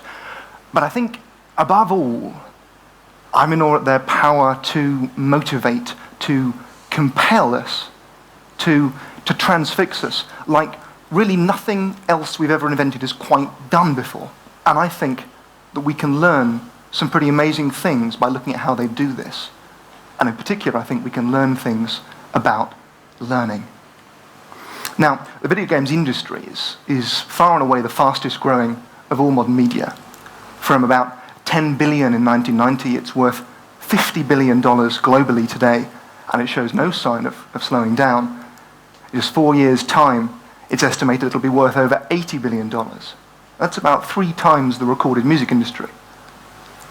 This is pretty stunning. But I don't think it's the most telling statistic of all. The thing that really amazes me is that today, people spend about $8 billion real dollars a year buying virtual items that only exist inside video games. This is a screenshot from the virtual game world Entropia universe. Earlier this year, a virtual asteroid in it sold for 330,000 real dollars. And this is a Titan-class ship in the space game EVE Online. And this virtual object takes 200 real people, about 56 days of real time to build, plus countless thousands of hours of effort before that. And yet many of these get built. At the other end of the scale, the game Farmville, that you may well have heard of, has 70 million players around the world. Most of these players are playing it almost every day. This may all sound really quite alarming to some people, an index of something worrying or wrong in society. But we're here for the good news. And the good news is that I think we can explore why this very real human effort, this very intense generation of value is occurring. And by answering that question, I think we can take something extremely powerful away. And I think the most interesting way to think about how all this is going on is in terms of rewards. And specifically, it's in terms of the very intense emotional rewards that playing games offers to people, both individually and collectively. Now, if we look at what's going on in someone's head when they are being engaged, two quite different processes are occurring. On the one hand, there's the wanting processes. This is a bit like ambition and drive. I'm going to do that, I'm going to work hard. On the other hand, there's the liking processes, fun and affection and delight. You know, an enormous flying beast with an orc on the back. It's a really great image. It's pretty cool. It's from the game World of Warcraft, with more than 10 million players globally, one of whom is me, another of whom is my wife. And this kind of reward, this vast flying beast you can ride around, shows why games are so very good at doing both the wanting and the liking, because it's very powerful. It's pretty awesome. It gives you great powers. Your ambition is satisfied, but it's very beautiful. It's a very great pleasure to fly around. And so these combine to form a very intense emotional engagement. But this isn't the really interesting stuff. The really interesting stuff about virtuality is what you can measure in it. Because what you can measure in virtuality is everything. Every single thing that every single person who's ever played in a game has ever done can be measured. The biggest games in the world today are measuring more than 1 billion points of data about their players, about what everybody does, far more detail than you'd ever get from any website. And this allows something very special to happen in games. It's something called the reward schedule. And by this I mean looking at what millions upon millions of people have done and carefully calibrating the rate, the nature, the type, the intensity of rewards in games to keep them engaged over staggering amounts of time and effort. Now, to try and explain this in sort of real terms, I want to talk about a kind of task that might fall to you in so many games. Go and get a certain amount of a certain little gamey item. Let's say, for the sake of argument, my mission is to get 15 pies, and I can get 15 pies by killing these cute little monsters. Simple in-game quest. Now, you can think about this, if you like, as a problem about boxes. I've got to keep opening boxes. I don't know what's inside them until I open them. And I've got to go around opening box after box until I've got 15 pies.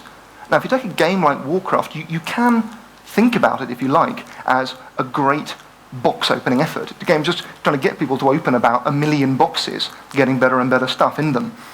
This sounds immensely boring, but games are able to make this process incredibly compelling. And the way they do this is through a combination of probability and data. Let's think about probability. If we want to engage someone in the process of opening boxes to try and find pies, we want to make sure it's neither too easy nor too difficult to find a pie. So what do? Well, you look at 1 million people, 100 million people, 100 million box opens, and you work out that if you make the pie rate about 25%, that's neither too frustrating nor too easy. It keeps people engaged. But of course, that's not all you do. There's 15 pies. Now, I could make a game called Piecraft, where all you had to do was get 1 million pies, or 1,000 pies, or that would be very boring. 15 is a pretty optimal number. You find that between 5 and 20 is about the right number for keeping people going. But we don't just have pies in the boxes. There's 100% up here, and what we do is make sure that every time a box is opened, there's something in there, some little reward, keeps people progressing and engaged. In most adventure games, it's a little bit of in-game currency, a little bit of experience. But we don't just do that either. We also say there's going to be loads of other items of varying qualities and levels of excitement. There's going to be a 10% chance you get a pretty good item. There's going to be a 0.1% chance you get an absolutely awesome item. And each of these probabilities is carefully calibrated to the item. And also we say, well, how many monsters? Should I have the entire world full of 1 billion monsters? No. We want one or two monsters on a screen at any one time, so I'm drawn on. It's not too easy, not too difficult. So all this is very powerful. But we're in virtuality. These aren't real boxes, so we can do some rather amazing things. We notice, looking at all these people opening boxes, that when people get to about 13 out of 15 pies, their perception shifts. They start to get a bit bored, a bit testy. They're not rational about probability. They think this game's unfair. It's not giving me my last 2 pies. I'm going to give up. These are real boxes. There's not much we can do. But in a game, we can just say, right, well, when you get to 13 pies, you've got a 75% chance of getting a pie now. Keep you engaged. Look at what people do. Adjust the world to match their expectations. Now, games don't always do this. And one thing they certainly do at the moment is if you get a 0.1% awesome item, they make very sure another one doesn't appear for a certain length of time to keep the value, to keep it special. And the point is really that we evolved to be satisfied by the world in particular ways. Over tens and hundreds of thousands of years, we evolved to find certain things stimulating, and as very intelligent civilized beings, we're enormously stimulated by problem solving and learning. But now, we can reverse engineer that and build worlds that expressly tick our evolutionary boxes. So what does all this mean in practice? Well, I've come up with 7 things that I think show how you can take these lessons from games and use them outside of games. The first one is very simple. Experience bars measuring progress. Something that's been talked about brilliantly by people like Jesse Schell earlier this year. It's already been done in the University of Indiana in the States, among other places. It's the simple idea that instead of sort of grading people incrementally in little bits and pieces, you give them one profile, character, or avatar, which is constantly progressing in tiny, tiny, tiny little increments which they feel their own, and everything counts towards that, and they watch it creeping up, and they own that as it goes along. Second, multiple long and short-term aims. 5,000 pies boring, 15 pies interesting. So you say, you give people lots and lots of different tasks. You say, it's about doing 10 of these questions, but another task is turning up to 20 classes on time, but another task is collaborating with other people, another task is showing you're working 5 times, another task is hitting this particular target. You break things down into these calibrated slices that people can choose and do in parallel to keep them engaged, and that you can use to point them towards individual beneficial activities. Third, you reward effort. It's your 100% factor. Games are brilliant at this. Every time you do something, you get credit. You get a credit for trying. You don't punish failure. You reward every little bit of effort, your little bit of gold, your little bit of credit. You've done 20 questions, tick. It all feeds in. It's minute reinforcement. Fourth, feedback. This is absolutely crucial, and virtuality is dazzling at delivering this. If you look at some of the most intractable problems in the world today that we've been hearing amazing things about, it's very, very hard for people to learn if they cannot link consequences to actions. Pollution, global warming, these things, the consequences are distant in time and space. It's very hard to learn to feel a lesson.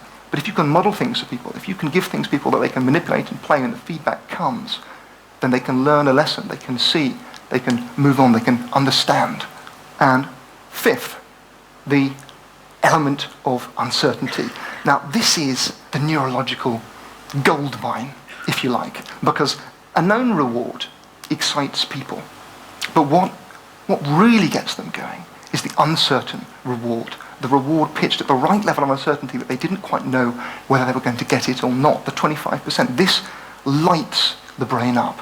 And if you think about using this in testing, in just introducing control elements of randomness in all forms of testing and training, you can transform the levels of people's engagement by tapping into this very powerful evolutionary mechanism.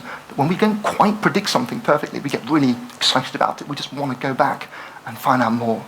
As you probably know, the neurotransmitter associated with learning is called dopamine. It's associated with reward-seeking behavior. And something very exciting is just beginning to happen in places like the University of Bristol in the UK, where we are beginning to be able to model mathematically dopamine levels in the brain. And what this means is we can predict learning, we can predict enhanced engagement, these windows of time in which the learning is taking place at an enhanced level. And 2 things really flow from this. The first is to do with memory, that we can find these moments when someone is more likely to remember, we can give them a nugget in a window. The second thing is confidence, that we can see how game playing and reward structures make people braver, make them more willing to take risks, more willing to take on difficulty, harder to discourage.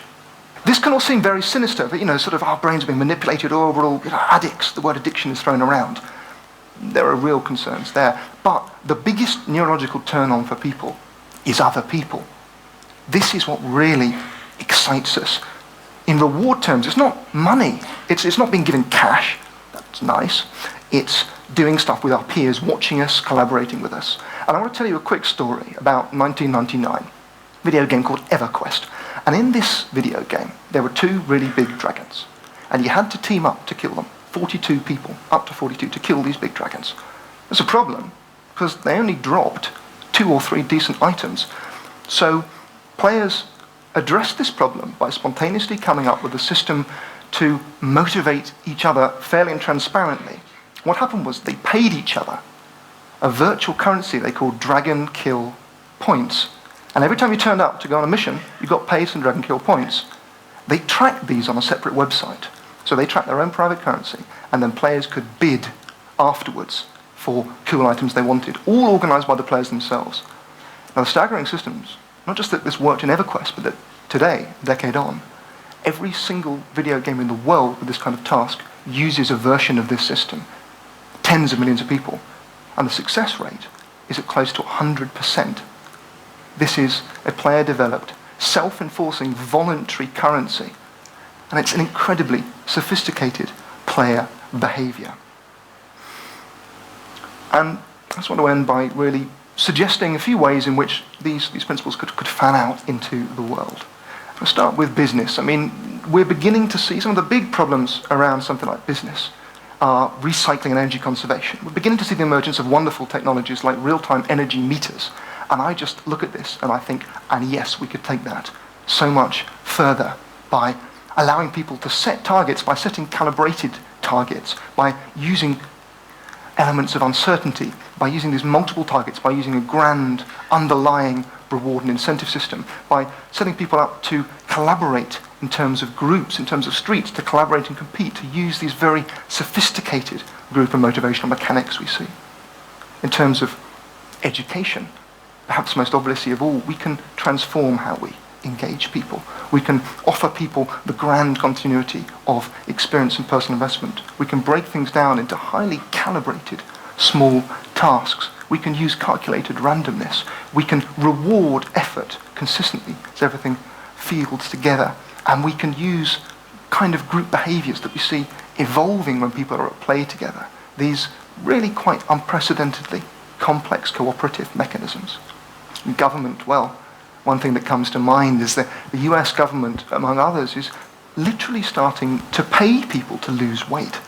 So we're seeing financial rewards being used to tackle the great issues of obesity. But again, those rewards could be calibrated so precisely if we were able to use the vast expertise of gaming systems to just jack up that appeal, to take the data, to take the observations of millions of human hours and plough that feedback into increasing engagement. And in the end, it's this word, engagement, that I want to leave you with. It's about how individual engagement can be transformed by the psychological and the neurological lessons we can learn from watching people at playing games.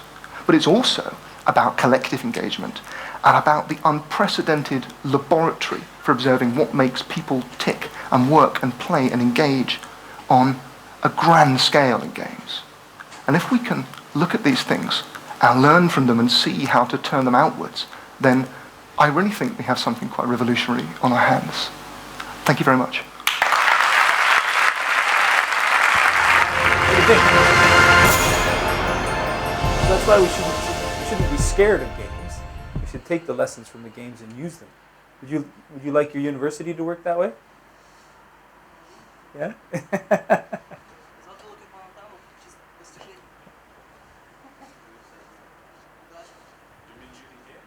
Well, using the principles of games. Not using, so it's not a game.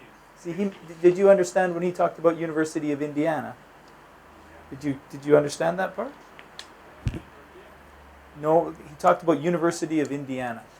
And he said at that university, right, you get, it's like when they use the principles of games to structure how students pass a course.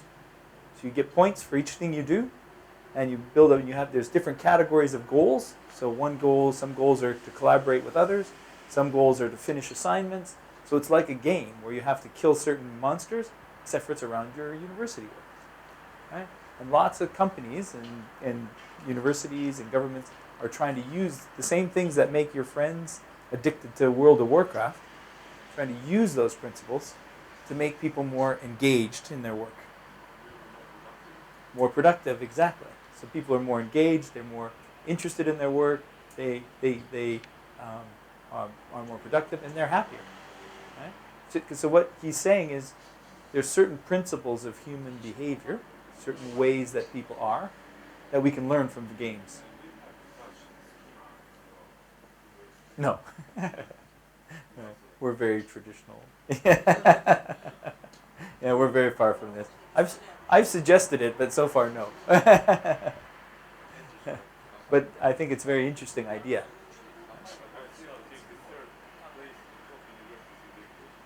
Just think how good we would be if we had, if we used these ideas, right? We'd be even better.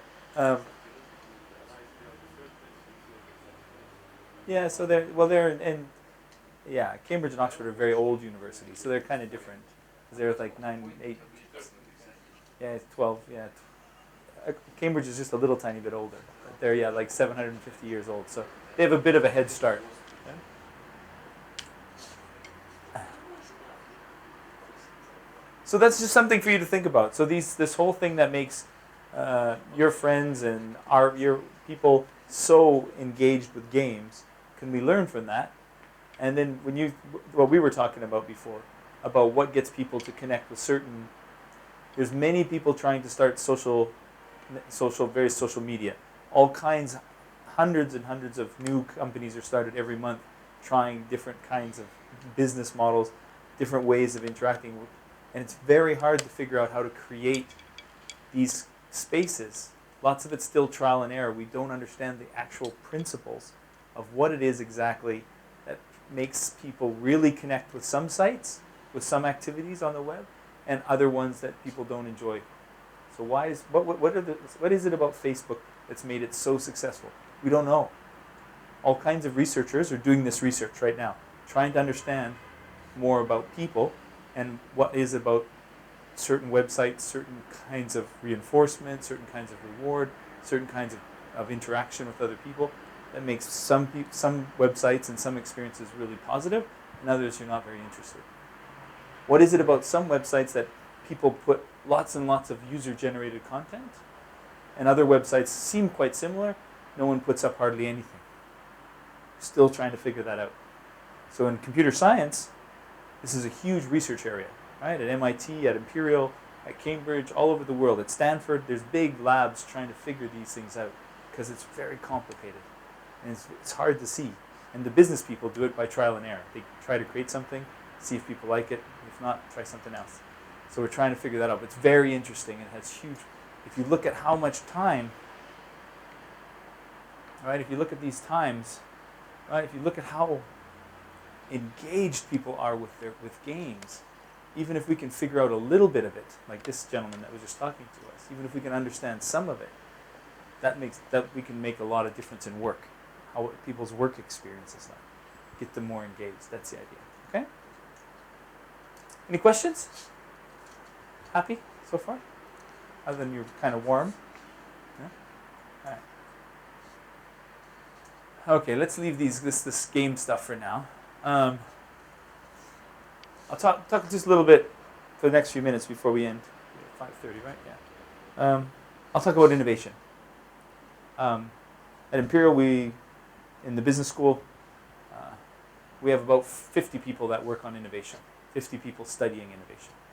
And one of the areas we're interested in, I'm involved in, is the way that virtual worlds affect innovation. So just like we just saw that virtual worlds make people, you can use the principles in business to make people engaged in their work. You can also use virtual worlds to help enhance innovation.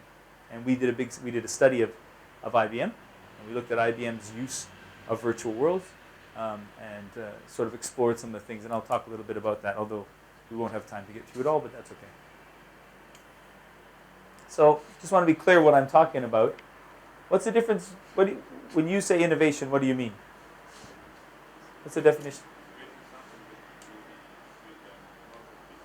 Okay, yeah, that's pretty good. There's two different words, invention or creativity, and then innovation. So innovation is taking an idea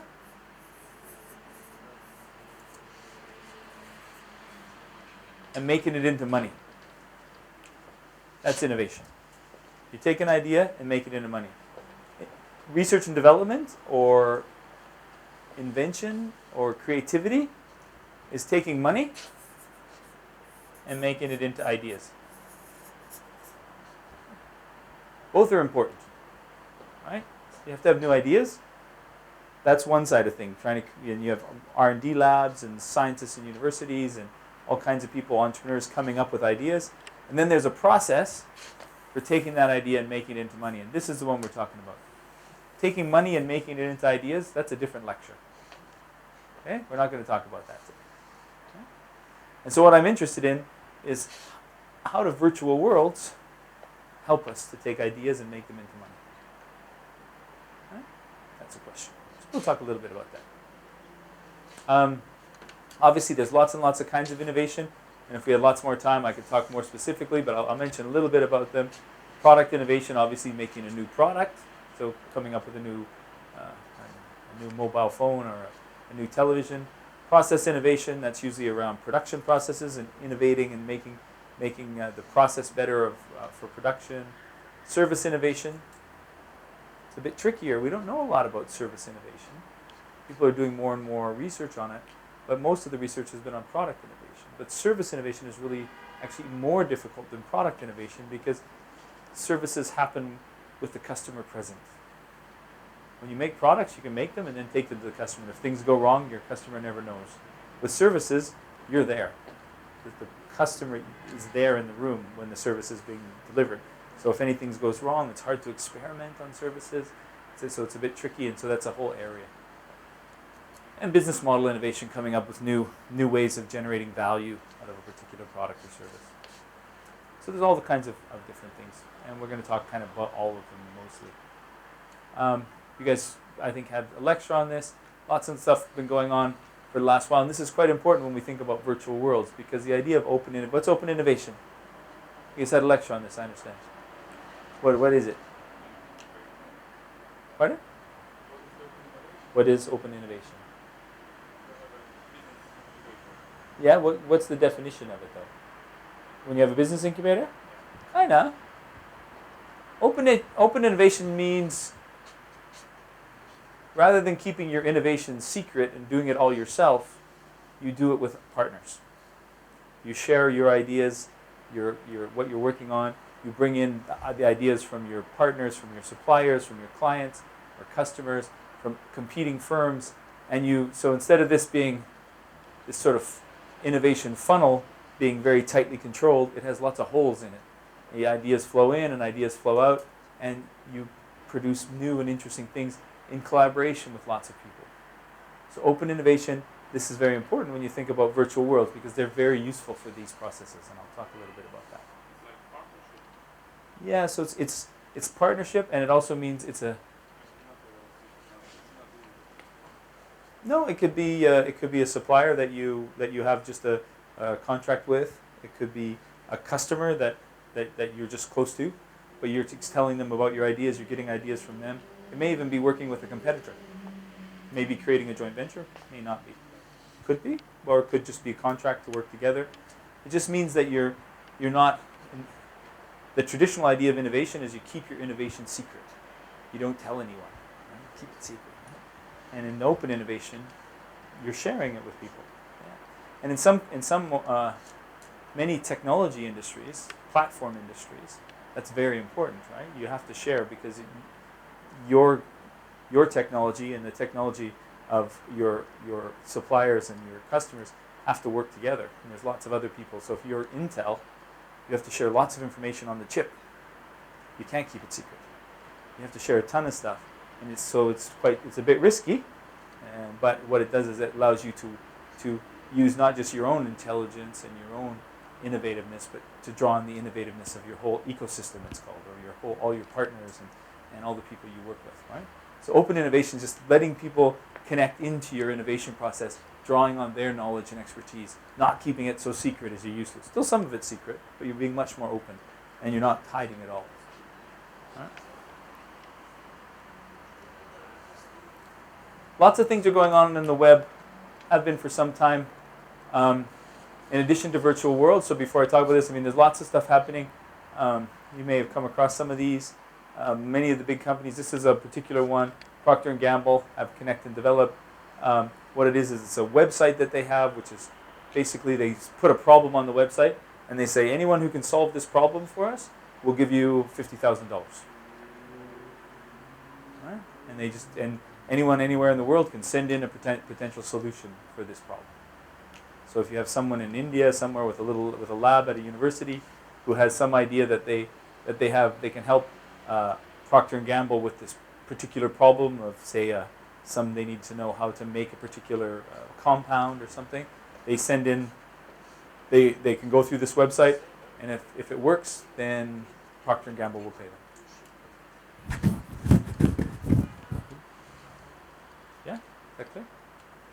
So this is just an example of some of the things that are going on. This isn't about virtual worlds, but it is about kind of this is a website. It's like kind of in the direction of social media, connecting together, sharing information on the website. This is a big deal. There's lots and lots of this going on, more and more, and this sort of increasingly open innovation.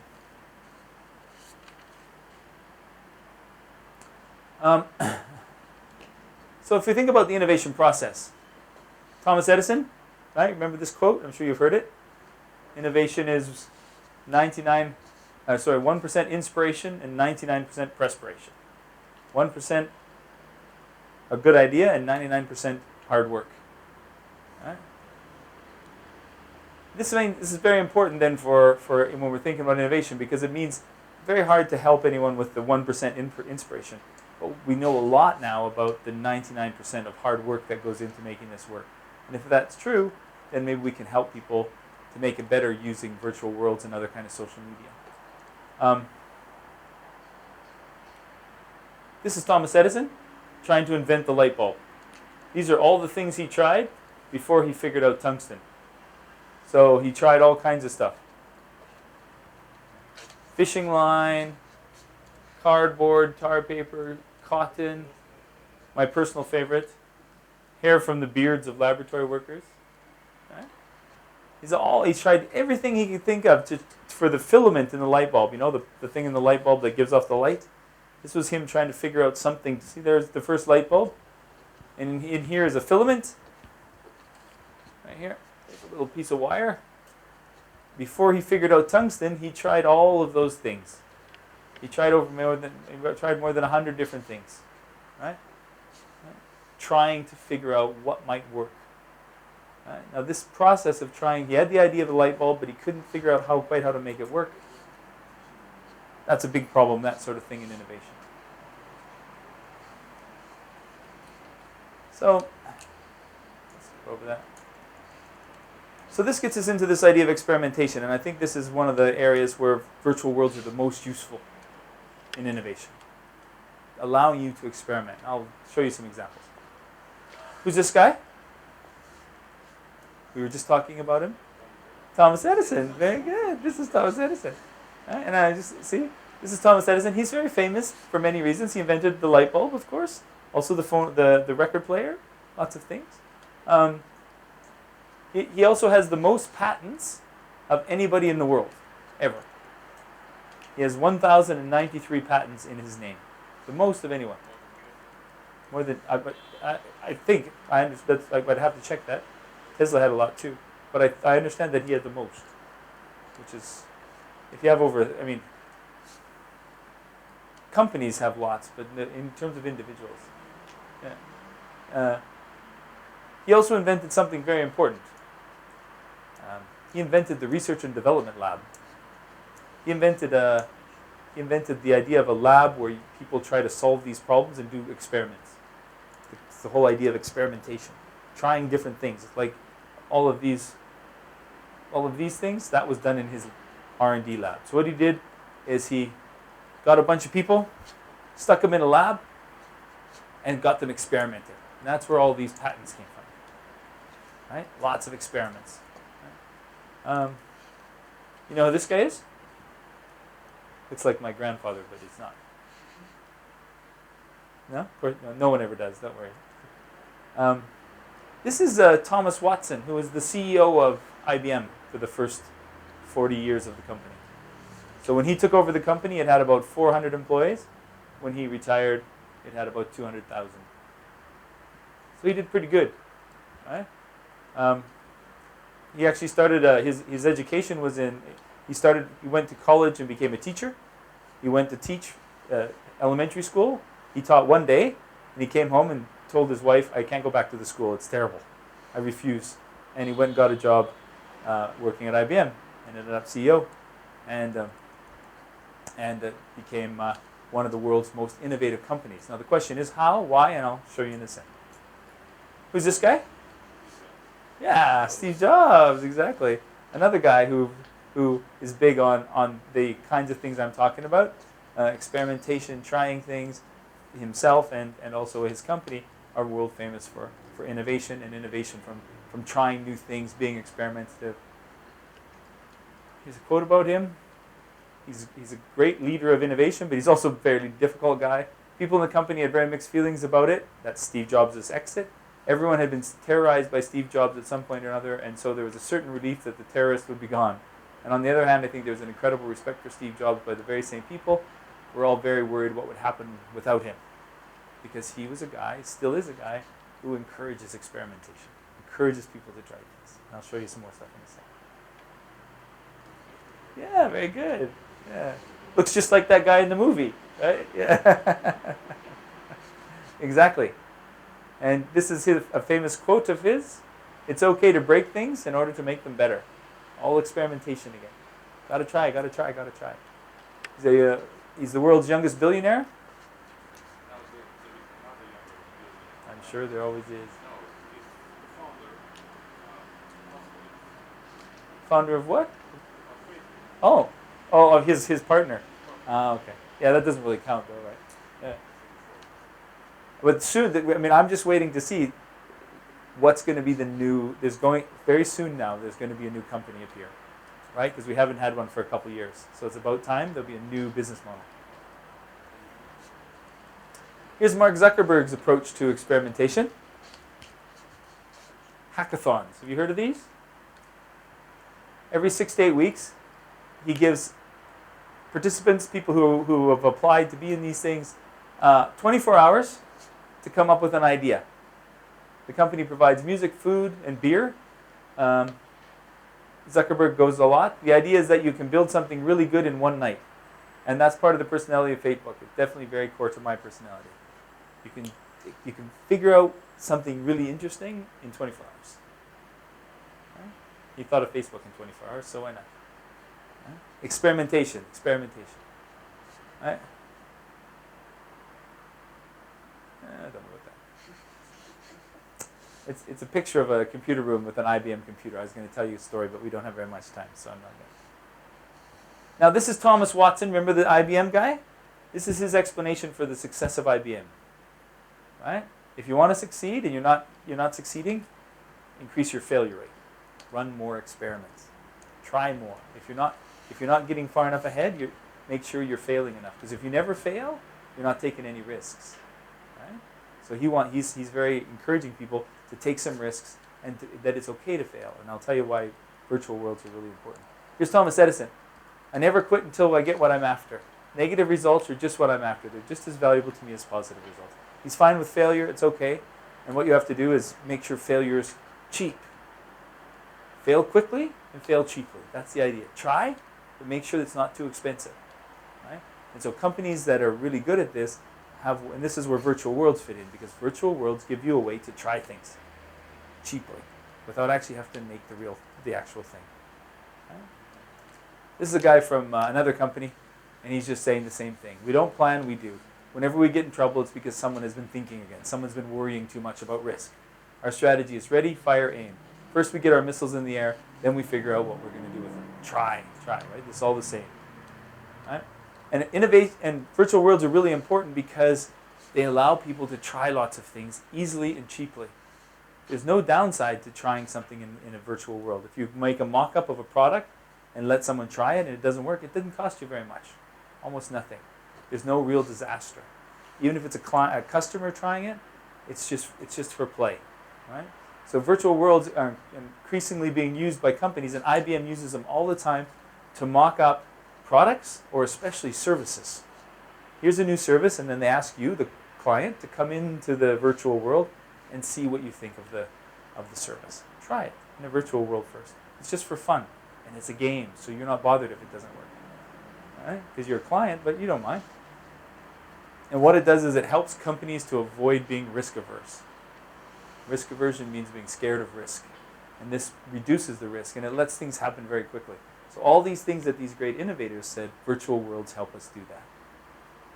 Right?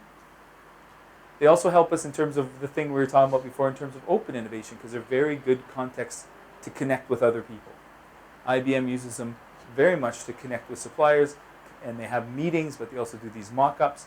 They have sort of workshops in these virtual worlds where they try things and try to figure out how they would work. Also, they have very good tools for creating sort of visual representations of new flows of processes, and it gives a really powerful context for collaboration and communication. So you're seeing a lot of this, and I have some papers I can send you if you're interested. And in service innovation, it's even better because, as I said, the very low cost, low risk way to set up a pretend, whatever it is, pretend service, let people try it, let people practice, and let people try it, see if it works, see if customers like it, and also allows the service providers to try out whether or not they can provide the service in a good way. So it allows you to practice. Okay. It's hot and it's 5:30. Do you have any questions? Any comments? No? No comments? You just really want to get home and play World of Warcraft. That's yeah. Can you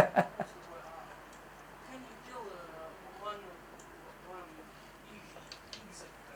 example of that virtual worlds can help in innovation? Sure. So at IBM, they were going to create a new service for backing up, for helping firms to have resilient computer systems. So they were proposing to put a whole system in under a mountain in Colorado, where people could download all their data and download all their on virtual machines, all of their whole computer system on an ongoing basis. And if there was a 9/11 kind of incident and their building was blown up under this mountain in Colorado on this huge computer system, your whole computer system would be running. Right? You could just switch right over to it. And this was a service after 9/11 that they wanted to offer. To see how this would work, and to show people what it would be like, they did a virtual world mock-up of this whole facility, including how data would move back and forth visually. And then they took people into the virtual world and took them through the whole process, from their computer through the data connection onto the machine, how it would all work, gave their customers, potential customers, a view of it, and talked them through exactly how it would work with a 3D representation of the facility, but also they could see into the data stream, and they could see into the computer and see what was happening and how the virtual machines would work, to give their customers, potential customers, a clear idea of what this service would be, how it would work, and why it was safe, and why they needed it. They did an actual physical representation, or only a 3D virtual? 3D virtual. Only the virtual. Yeah, so they created an online. Model, Yes, and so just like Second Life, you're my customer. I give you an avatar, and you walk in with this avatar, and I'm with you, my avatar, and I'm telling you what you're seeing, and I show you. We can walk right inside the computer. You can see the stuff that's happening inside the computer, You can walk, yeah, right. I mean, it's virtual, so you can walk into the computer and you can see the data moving around. And then I can see that something glowing all the data center and what happened. Exactly, and how it would all work, right? And so this was a way to mock up a service and show it to a customer without having to build anything. And then you could tell me, are you interested? Is this something you might be interested? Get the feedback from the client, make changes, take them in again, show them again, until they say, yeah, that's what we want. Then you build it. You don't have to build it first and then sell it. And you don't just show them slides or pictures. You can actually take them in, and you use the virtualness of it, so you can walk right into the computer and show them the data, and you can walk along cables. You can do all kinds of things. It's really interesting. Is that right that that is an actual example of the